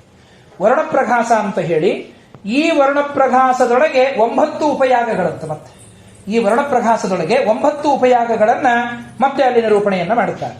ಇದನ್ನ ಮಾಡಿದ ಮೇಲೆ ಮತ್ತೆ 4 ಮಾಸ ಬಿಡಬೇಕು. ಮತ್ತೆ 4 ಮಾಸ. ಆ 4 ಮಾಸ ಯಾವುದು? ಅಲ್ಲಿಂದ ಶ್ರಾವಣ, ಭಾದ್ರಪದ, ಆಶ್ವೀಜ, ಕಾರ್ತೀಕ ಕಳಿತು ಅಂದ್ರೆ ಮಾರ್ಗಶಿರ ಪೌರ್ಣಿಮಾ. ಮಾರ್ಗಶಿರ ಪೌರ್ಣಿಮೆ 4ನೇ ಹುಣ್ಣಿಮೆ ಆಗುತ್ತೆ. ಆ ಮಾರ್ಗಶೀರ್ಷ ಪೌರ್ಣಿಮೆ ಎಂದು ಮಾಡತಕ್ಕಂತಹ ಯಾವ ಯಾಗವನ್ನೇ ಅಲ್ಲಿ ಸಾಕಮೇಧ ಪರ್ವ ಅಂತ ಹೇಳಿ ಕರೀತಾರೆ. ಅದನ್ನ ಸಾಕಮೇಧ ಪರ್ವ. ಇದು ಅನೇಕ ಯಾಗಗಳ ಸಮೂಹ, ಅನೇಕ ಸಣ್ಣ ಸಣ್ಣ ಉಪಯಾಗಗಳೆಲ್ಲ ಇದರೊಳಗೆ ಸೇರಿಕೊಂಡಿರ್ತಕ್ಕಂಥದ್ದಾಗುತ್ತೆ. ಆಮೇಲೆ ಅದಾದ ನಂತರದಲ್ಲಿ ಮುಂದೆ ಇರತಕ್ಕಂಥದ್ದು ಯಾವುದಪ್ಪ ಅಂತ ಹೇಳಂತಂದ್ರೆ 4ನೇದ್ದು. ಇಲ್ಲಿಗೆ 4 ತಿಂಗಳು ಬಿಡಬೇಕು. ಮತ್ತೆ ಮಾರ್ಗಶಿರ ಅಂದಮೇಲೆ ಪುಷ್ಯ, ಮಾಘ, ಪಾಲ್ಗುಣ. ಅಂದ್ರೆ ಪಾಲ್ಗುಣ ಹುಣ್ಣಿಮೆ ಏನದ ನೋಡ್ರಿ, ಪಾಲ್ಗುಣ ಹುಣ್ಣಿಮೆ ದಿವಸ ಮಾಡತಕ್ಕಂತಹ ಯಾಗಕ್ಕೆ ಶುನಾಸಾರೀಯ ಅಂತ ಹೆಸರದಕ್ಕೆ.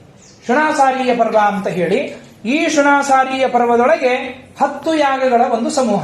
10 ಯಾಗಗಳ ಒಂದು ಸಮೂಹ ಈ ರೀತಿಯಾಗಿ ಪಾಲ್ಗುಣ ಮಾಸದ ಪೂರ್ಣಿಮಾ ದಿನ ಇದನ್ನ ಮಾಡತಕ್ಕಂಥದ್ದು. ಹೀಗೆ ಚೈತ್ರ ಮಾಸದಿಂದ ಪ್ರಾರಂಭವಾಗಿತ್ತು, ಮತ್ತೆ ಪಾಲ್ಗುಣ ಮಾಸಕ್ಕೆ ಕೊನೆಗೊಳ್ಳುತ್ತೆ. ಪ್ರತಿ 4 ತಿಂಗಳಿಗೆ 4 ತಿಂಗಳಿಗೆ ಒಂದೊಂದು ಯಾಗಗಳನ್ನ ಮಾಡುವುದೇ ಚಾತುರ್ಮಾಸ್ಯ ಯಾಗ ಅಂತ ಹೇಳಿ ಮಹಾನುಭಾವನಾದ ಭರತ ಚಕ್ರವರ್ತಿ ಇಂತಹ ಚಾತುರ್ಮಾಸ್ಯ ಯಾಗವನ್ನ 1 ವರ್ಷವೂ ಬಿಡದೆ ಮಾಡಿದಂತೆ. 1 ವರ್ಷವೂ ಕೂಡ ಬಿಡದೆ ಅಲ್ಲಿ ಮಾಡಿರ್ತಕ್ಕಂಥವನಾಗಿದ್ದಾನೆ. ಇನ್ನು ಇದಾದ ಮೇಲೆ ನಿರೂಢ ಪಶುಬಂಧ ಯಾಗ ಅಂತ ಹೇಳಿ ಇನ್ನೊಂದು, ಇದನ್ನ ಭರತ ಚಕ್ರವರ್ತಿಗಳು ತಾವು ಮಾಡ್ತಾ ಇದ್ರು ಅಂತ ಅನ್ನುವ ಮಾತನ್ನು ಹೇಳ್ತಾರೆ. ಈ ಪಶುಯಾಗವನ್ನ ವರ್ಷಕ್ಕೆ ಒಮ್ಮೆಯಾದ್ರೂ ಮಾಡಬೇಕಂತೆ. ವರ್ಷಕ್ಕೆ ಒಮ್ಮೆ ಆದರೂ ಕೂಡ ಮಾಡಬೇಕು. ಯಾವತ್ತು ಮಾಡಬಹುದು? ಪೌರ್ಣಿಮಾ ಅಥವಾ ಅಮಾವಾಸ್ಯ, ಯಾವ ದಿನದಲ್ಲಿ ಆದರೂ ಕೂಡ ಸರಿ. ಆ ದಿನದಲ್ಲಿ ಈ ಒಂದು ನಿರೂಢ ಪಶುಬಂಧವನ್ನ ಅಲ್ಲಿ ಮಾಡಬೇಕು. ಇನ್ನು ಪ್ರತಿ ವರ್ಷದಲ್ಲಿಯೂ ನಡೆಸಬೇಕಾಗಿರ್ತಕ್ಕಂತಹ ಮತ್ತೊಂದು ಯಾಗ ಯಾವುದಪ್ಪ ಗೃಹಸ್ಥ ಅಂತಂದ್ರೆ ವಸಂತೆ ಜ್ಯೋತಿಷಾಯ ಜೇತ, ಪ್ರತಿ ವಸಂತ ಋತುವಿನಲ್ಲಿ ಸೋಮಯಾಗವನ್ನು ಮಾಡಬೇಕಂತ. ಇದು ಕೂಡ ಒಂದು ನಿತ್ಯ ಕರ್ಮ ಅಂತ ಹೇಳುತ್ತಾನೆ. ಪುರಾಣದಲ್ಲಿ ಹೇಳಿದಷ್ಟು ಸುಲಭಿಲ್ರಿ ಇವೆಲ್ಲ. 15 ದಿವಸಗಟ್ಟಲೆ ಮಾಡತಕ್ಕಂತಹ ಯಾಗಗಳೆಲ್ಲವೂ ಕೂಡ. ಈ ಒಂದೊಂದು ಯಾಗಗಳು ಆಗಬೇಕು ಅಂತಂದರೆ ಕನಿಷ್ಠ ಪಕ್ಷ 6, 8, 12, 16, 30 ಹೀಗೆ ಪ್ರವರ್ಗ್ಯ ಅಂತ ಹೇಳ್ತಾರೆ. ಅದರೊಳಗೆ ಆ ಪ್ರವರ್ಗ್ಯಗಳು ಅಂತ ಹೇಳಿ ಆ ಒಂದೊಂದು ಪ್ರವರ್ಗ್ಯಗಳು ಮುಗಿಬೇಕು ಅಂತಂದ್ರೆ ಎಲ್ಲಾ ಮಂತ್ರಗಳು ಮುಖೋದ್ಗತ ಇದ್ದು, ಎಲ್ಲಾ ಪ್ರವರ್ಗ್ಯಗಳು ಅಲ್ಲಿ ಆದರೂ ಕೂಡ ಮುಖೋದ್ಗತವಾಗಿ ಇದ್ದು, ಇಷ್ಟೆಲ್ಲ ಇದ್ದಾಗಲೂ ಕೂಡ ಪೂರ್ಣ ಮಂತ್ರವನ್ನ ಸ್ಪಷ್ಟವಲ್ಲಂತಹ ವ್ಯಕ್ತಿಯ ಬಾಯಲ್ಲಿದ್ರೂ ಕೂಡ ಒಂದೊಂದು ಪ್ರವರ್ಗ್ಯಗಳು ಮುಗಿಲಿ ಕನಿಷ್ಠ 6 ರಿಂದ 7 ತಾಸು ಬೇಕಂತೆ. ಇಂಥದ್ದು ಒಂದು ಯಾಗ ನಡೀಬೇಕು ಅಂತಂದ್ರೆ ಕನಿಷ್ಠ ಪಕ್ಷ 6 ಪ್ರವರ್ಗ್ಯಗಳು ಆಗ್ಲೇಬೇಕು. ಅಂದ್ರೆ 6 36 ತಾಸು, 3 ದಿನಕ್ಕಿಂತಲೂ ಕಡಿಮೆ ಇಲ್ಲೇ ಇಲ್ಲ. ಕನಿಷ್ಠ ಒಂದು ಯಾಗ ಮಾಡ್ಬೇಕಂದ್ರೆ 3 ದಿವಸ. ಇನ್ನು ಅದರೊಳಗೆ ಕೆಲವರು 12 ಪ್ರವರ್ಗ್ಯ, 18 ಪ್ರವರ್ಗ್ಯ, 30 ಪ್ರವರ್ಗ್ಯ ಹಿಂಗೆ ಮಾಡೋರು ಇರ್ತಾರೆ. ಆ ಪ್ರವರ್ಗ್ಯದ ಪ್ರಕ್ರಿಯೆ ಬಹಳ. ಮತ್ತೆ ಅದರೊಳಗೆ ಪ್ರತಿಪ್ರಸ್ಥಾತ್ರ, ಉದ್ಘಾತ, ಹೋತ, ಅಧ್ವರ್ಯು ಅಂತ ಹೇಳಿ 4 ಜನ. ಅದರೊಳಗೆ ಉದ್ಘಾತ ಅಂತ ಹೇಳಿ ಸಾಮಶಾಖೆಯನ್ನು ಬಲ್ಲಂತಹ ವ್ಯಕ್ತಿ. ಅವನಿಗೆ ಔದುಂಬರ ವೃಕ್ಷ, ಆ ಔದುಂಬರ ವೃಕ್ಷದ ಒಂದು ಟೊಂಗೆಯನ್ನು ತಂದು ಅವನನ್ನು ಒಂದು ಈಶಾನ ಮೂಲೆಯಲ್ಲಿ ನಿಲ್ಲಿಸಬೇಕಲ್ಲಿ ಉದ್ಘಾತನನ್ನು.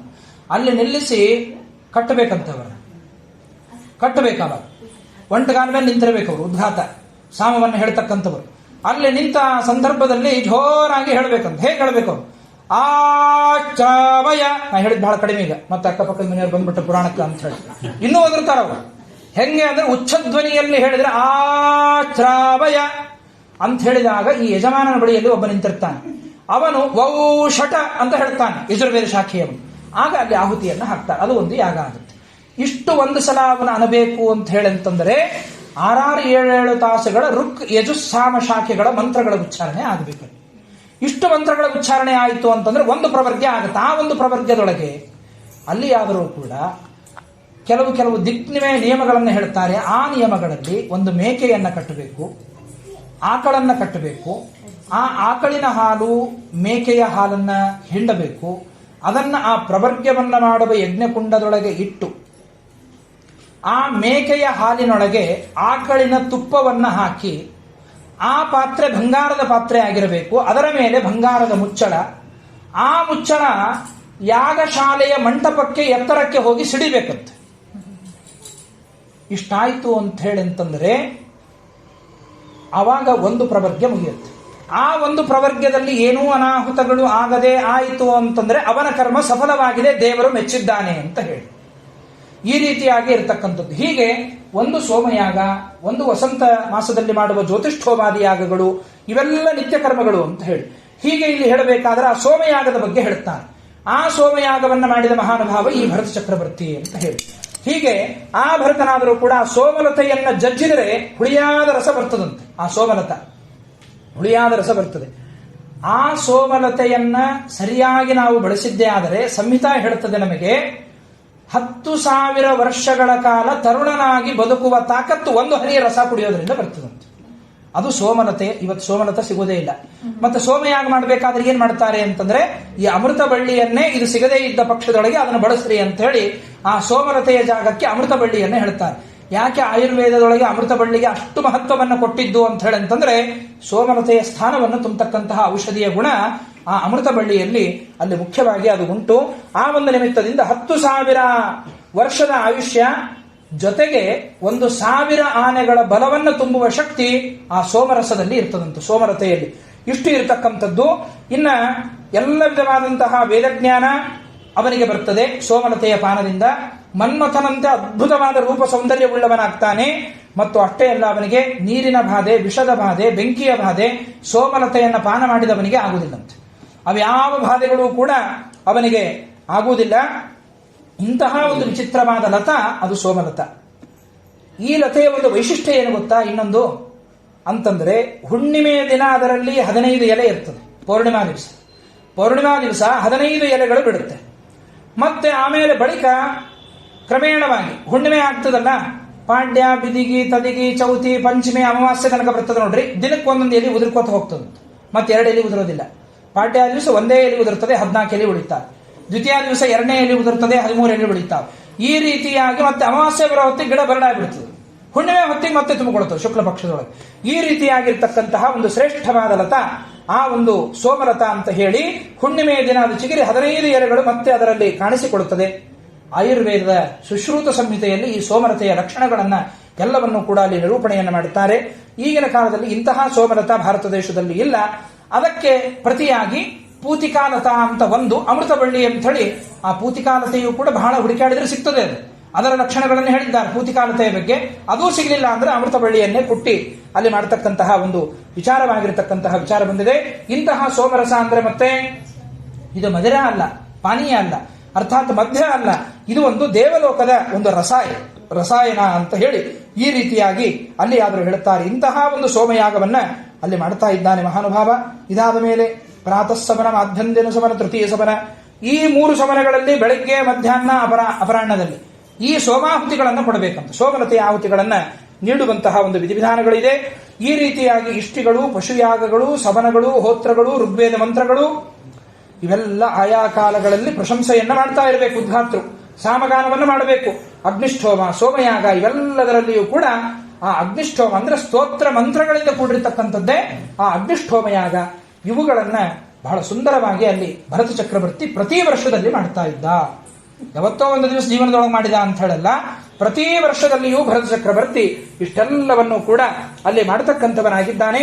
ಇನ್ನು ಅದೇ ರೀತಿಯಾಗಿ ಅಲ್ಲಿ ಆದರೂ ಕೂಡ ಮೊದಲು ಎಲ್ಲ ಅಂಗಗಳಿಂದ ಹೇಳಿದಂತಹ ಯಾವ ಯಾಗಗಳನ್ನ ಪ್ರಕೃತಿ ಯಾಗಗಳು, ಅಂಗರಹಿತವಾಗಿ ಹೇಳಿದ ಯಾಗಗಳನ್ನ ವಿಕೃತಿ ಯಾಗಗಳು ಅಂತ ಹೇಳಿ, ಹೀಗೆ ಅಂಗಸಹಿತವಾದ, ಅಂಗರಹಿತವಾದ ಪ್ರಕೃತಿ ವಿಕೃತಿ ಯಾಗಗಳನ್ನೂ ಪ್ರತಿ ವರ್ಷದಲ್ಲಿಯೂ ಕೂಡ ಈ ಮಹಾನುಭಾವ ಅಲ್ಲಿ ಮಾಡ್ತಾ ಇದ್ದ ಅಂತನ್ನುವಂತಹ ಯಾವ ಮಾತನ್ನು ಹೇಳಿ ಈ ಭರತ ಚಕ್ರವರ್ತಿ ಅವನಾದರೂ ಕೂಡ ಈಜೇ ಸ ಭಗವಂತಂ ಯಜ್ಞಪುರುಷಂ ಕೃತುಭಿಃ ಉಚ್ಛಾವಚೈಃ ಶ್ರದ್ಧಯ ಆಹಿತಾಗ್ನಿಃ ಅಗ್ನಿಹೋತ್ರಃ ದರ್ಶ ಪೂರ್ಣಮಾಸಃ ಚಾತುರ್ಮಾಸ್ಯ ಪಶುಸೋಮಾನಾಂ ಪ್ರಕೃತಿ ವಿಕೃತಿಭಿಃ ಅನುಸವನಂ ಚಾತುರ್ಹೋತ್ರ ವಿಧಿನಾ.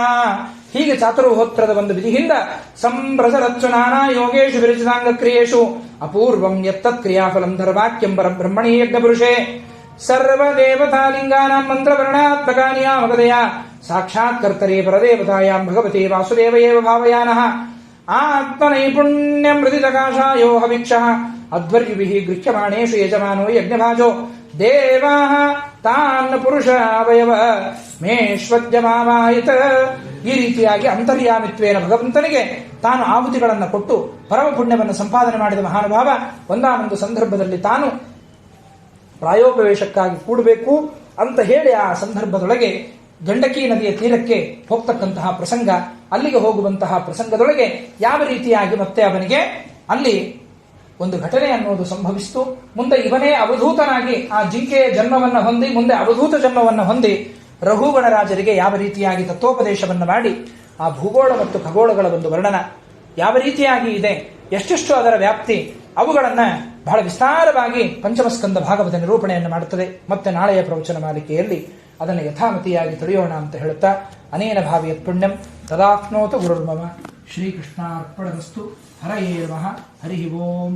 ಇವತ್ತಿನ ದಿವಸ ಪರಮ ಪವಿತ್ರವಾಗಿರತಕ್ಕಂತಹ ಋಷಿ ಪಂಚಮಿಯ ಒಂದು ಪುಣ್ಯತಮವಾದಂತಹ ಪರ್ವಕಾಲ. ಈ ಪರ್ವಕಾಲದೊಳಗೆ ಈ ಒಂದು ಉದ್ಯಾಪನಾ ಹೋಮ ನಿಮಿತ್ತಕವಾಗಿ ವಿಶೇಷವಾಗಿರತಕ್ಕಂತಹ ಒಂದು ಭಗವದಾರಾಧನಾ ಋಷಿಮನಿಗಳ ಒಂದು ಆರಾಧನೆಯನ್ನ ಅಲ್ಲಿ ಮಾಡಿರ್ತಕ್ಕಂತಹ ಒಂದು ಪ್ರಸಂಗ.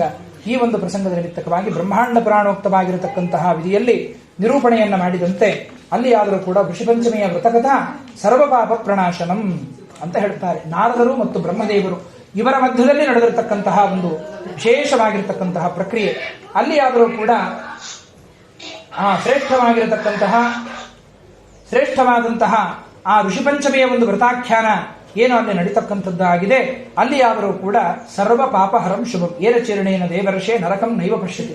ಯಾರು ಈ ಋಷಿಪಂಚಮಿಯ ವ್ರತವನ್ನ ಮಾಡುತ್ತಾರೆ, ಈ ವ್ರತದ ಕಥೆಯನ್ನ ಕೇಳುತ್ತಾರೆ, ಅವರಿಗೆ ನರಕದ ದರ್ಶನ ಇಲ್ಲ ಅಂತನ್ನುವ ಫಲಶ್ರುತಿಯನ್ನ ಅಲ್ಲಿ ಹೇಳುತ್ತಾರೆ. ಸರಿ, ಈ ಋಷಿಪಂಚಮಿಯ ವ್ರತ ಜಗತ್ತಿನಲ್ಲಿ ಹೇಗೆ ಪ್ರಖ್ಯಾತಿಗೆ ಬಂತು ಅದನ್ನು ನಿರೂಪಣೆ ಮಾಡಬೇಕು ಅಂತ ಹೇಳಿದಾಗ ಉದಂಕ ಅಂತ ಒಬ್ಬ ಮಹರ್ಷಿ, ಆ ಉದಂಕ ಮಹರ್ಷಿಗೆ ಸುಶೀಲ ಅಂತ ಹೇಳಿ ಒಬ್ಬಳು ಹೆಂಡತಿ, ಅವರಿಗೆ 2 ಮಕ್ಕಳು ಹುಟ್ಟಿದ್ರಂತೆ. ಒಂದು ಗಂಡು ಸಂತಾನ, ಒಂದು ಹೆಣ್ಣು ಸಂತಾನ.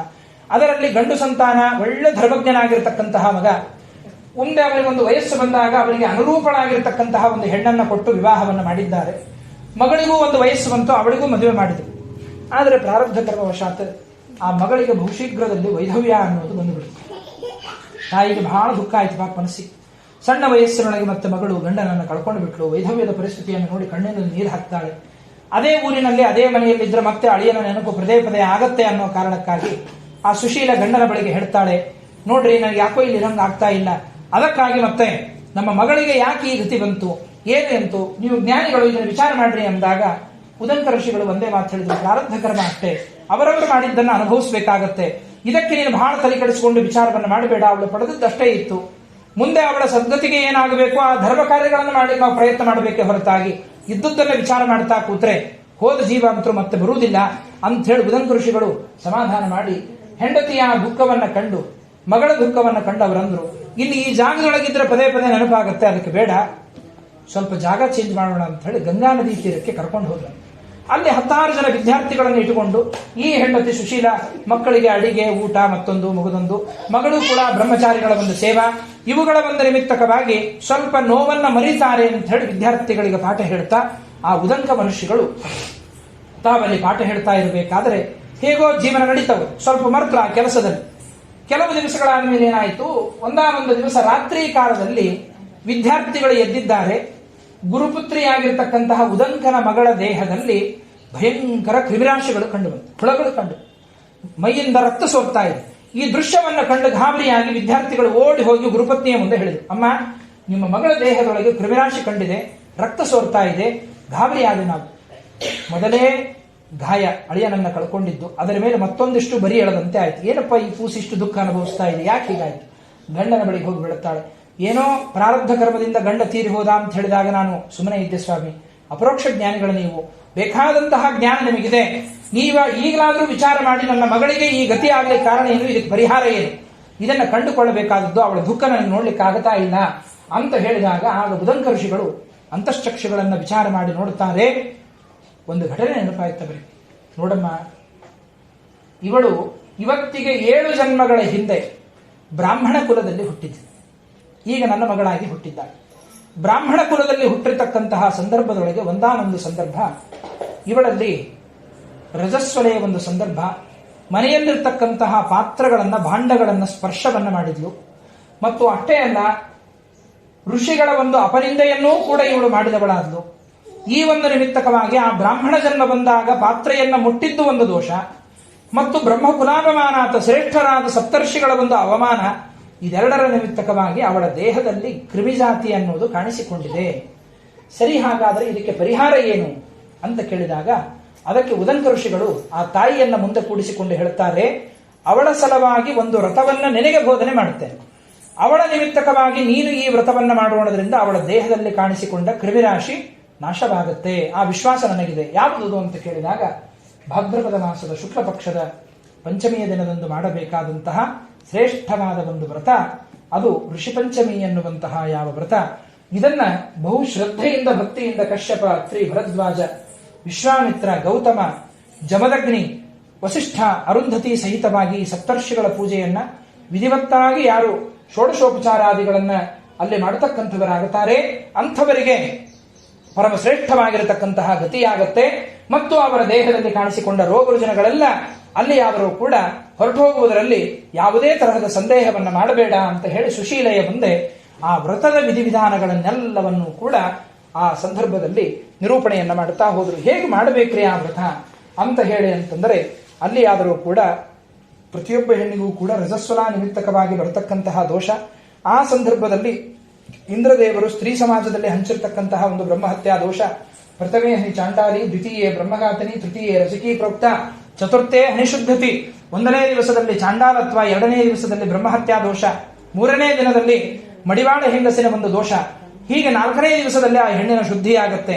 ಆ ಸಂದರ್ಭದಲ್ಲಿ ಮಾಡುವಂತಹ ಭೋಗಾದಿಗಳಾಗಲಿ ಅಥವಾ ಪಾತ್ರ ಬಡಗುಗಳನ್ನು ಮುಟ್ಟೋದಾಗಲಿ ಅದರಿಂದ ಈ ದೋಷ ಉಂಟಾಗುತ್ತೆ. ಆ ದೋಷ ಪರಿಹಾರಕ್ಕಾಗಿ ಪ್ರತಿಯೊಬ್ಬ ಸ್ತ್ರೀಯರು ಕೂಡ, ಮುತ್ತೈದೆಯರೇ ಆಗಲಿ ಅಥವಾ ವಿದುರರೇ ಆಗಲಿ, ಯಾರೇ ಆದರೂ ಕೂಡ ಈ ವ್ರತವನ್ನ ಅತ್ಯಂತ ಕಡ್ಡಾಯವಾಗಿ ಮಾಡಲೇಬೇಕು ಅಂತನ್ನುವಂತಹ ವಿಧಿಯನ್ನ ಅಲ್ಲಿ ನಿರೂಪಣೆಯನ್ನ ಮಾಡುತ್ತಾ ಅಲ್ಲಿ ಉತ್ತಮವಾದ ಪಕ್ಷ ಅಂತ ಹೇಳಿ ಅಂತಂದ್ರೆ 360 ಉತ್ತರಾಣಿಯ ಕಡ್ಡಿಯನ್ನು ಇಟ್ಟುಕೊಂಡು ಅಲ್ಲಿ ಆಯುಹು ಬಲಂ ಯಶೋ ವರ್ಚಃ ಪ್ರಜಾ ಪಶುವಸೂನಿಚ ಆಯುಷ್ಯ ಬಲ ಯಶಸ್ಸು ವರ್ಚಸ್ಸು ಪ್ರಜೆಗಳು ಪಶುವಸೂನಿಚ ಇವೆಲ್ಲವನ್ನು ಕೊಡು ಅಂತ ಹೇಳಿ ಅಲ್ಲಿ ಬೇಡಬೇಕು.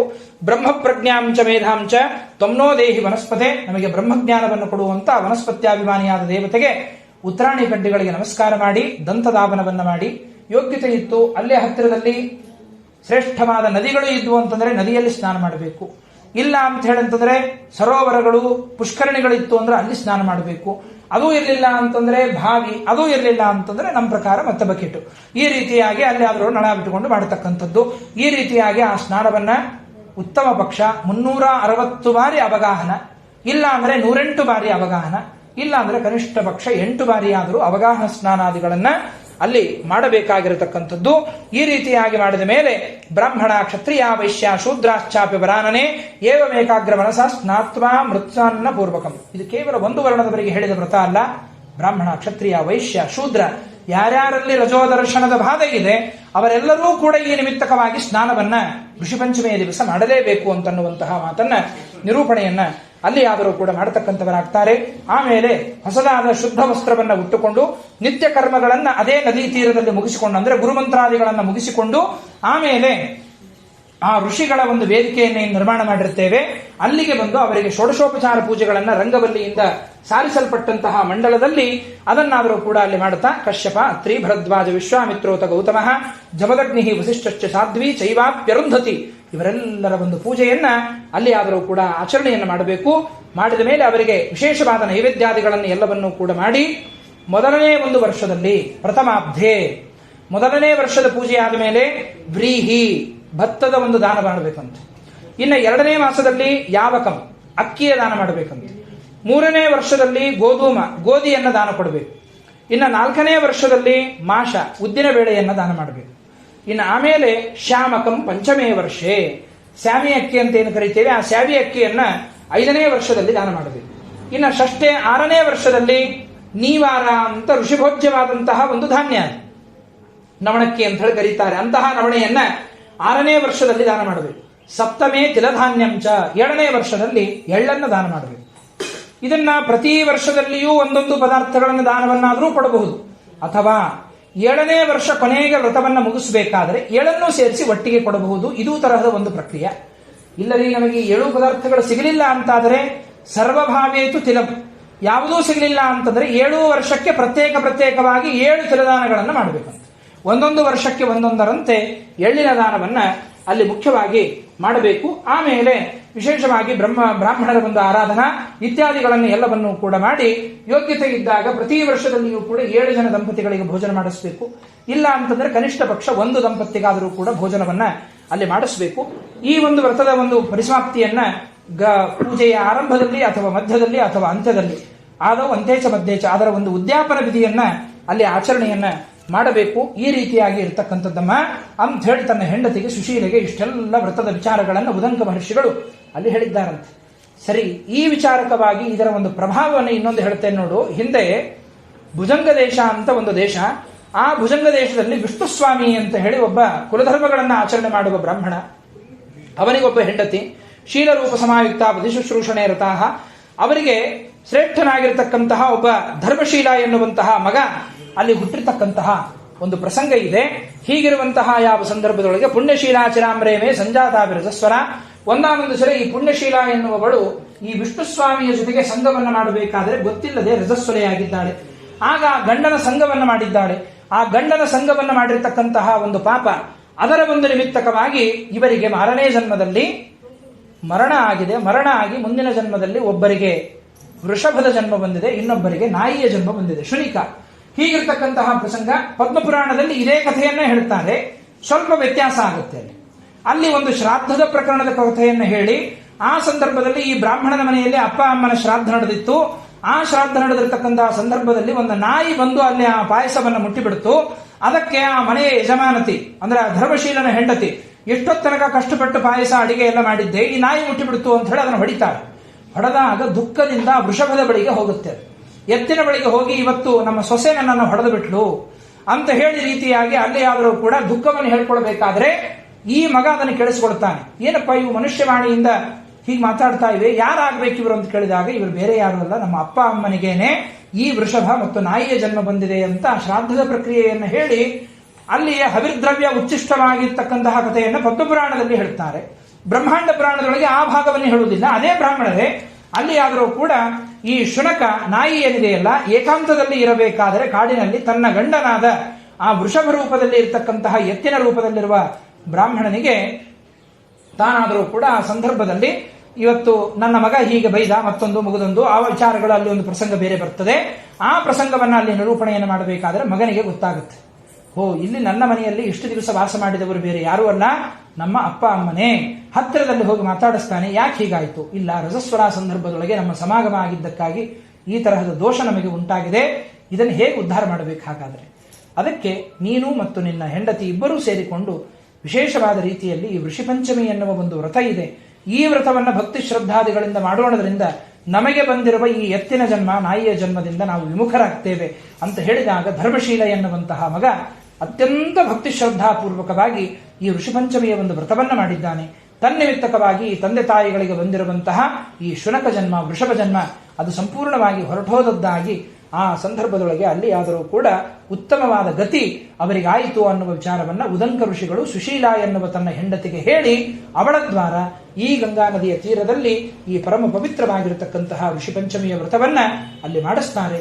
ಈ ವ್ರತದ ಒಂದು ಪ್ರಭಾವದಿಂದ ತನ್ನ ಮಗಳ ದೇಹದಲ್ಲಿ ಏನೋ ಒಂದು ಕೃಮಿಸಂಕುಲ ಕಾಣಿಸಿಕೊಂಡಿತ್ತೋ ಆ ಋಷಿಗಳ ಒಂದು ತಪಪ್ರಭಾವದಿಂದ ಪೂಜೆಯಿಂದಾಗಿ ಆ ಕೃಮಿಸಂಕುಲ ಎಲ್ಲ ನಾಶವಾಗಿ ಅವಳಿಗೆ ಉತ್ತಮವಾದಂತಹ ಗತಿಯನ್ನು ತಂದುಕೊಡುತ್ತು ಅಂತನ್ನುವ ಆಖ್ಯಾಯಿಕೆಯನ್ನು ಬ್ರಹ್ಮಾಂಡ ಪುರಾಣ ನಮಗೆ ತಿಳಿಸಿಕೊಡ್ತಕ್ಕಂಥದ್ದಾಗುತ್ತೆ. ಇಂತಹ ಋಷಿಪಂಚಮಿಯ ಕಥೆಯನ್ನ ಯಾರು ಭಕ್ತಿಯಿಂದ ಹೇಳುತ್ತಾರೆ, ಯಾರು ಕೇಳುತ್ತಾರೆ, ಅವರಿಗೆ ಸಪ್ತಜನ್ಮಾರ್ಜಿತಂ ಪಾಪಂ, 7 ಜನ್ಮಗಳಲ್ಲಿ ಸಂಪಾದನೆ ಮಾಡಿದ ಪಾಪರಾಶಿಗಳೆಲ್ಲ ಈ ವ್ರತಕಥೆಯ ಒಂದು ಶ್ರವಣದಿಂದಾಗಿ ಅದು ಹೊರಟೋಗುವಂಥದ್ದಾಗತ್ತೆ ಅನ್ನುವ ಮಾತನ್ನ ನಿರೂಪಣೆ ಮಾಡುತ್ತಾರೆ. ಶ್ರೀಕೃಷ್ಣಾರ್ಪಣಮಸ್ತು. ಹರಯೇ ನಮಃ. ಹರಿ ಓಂ.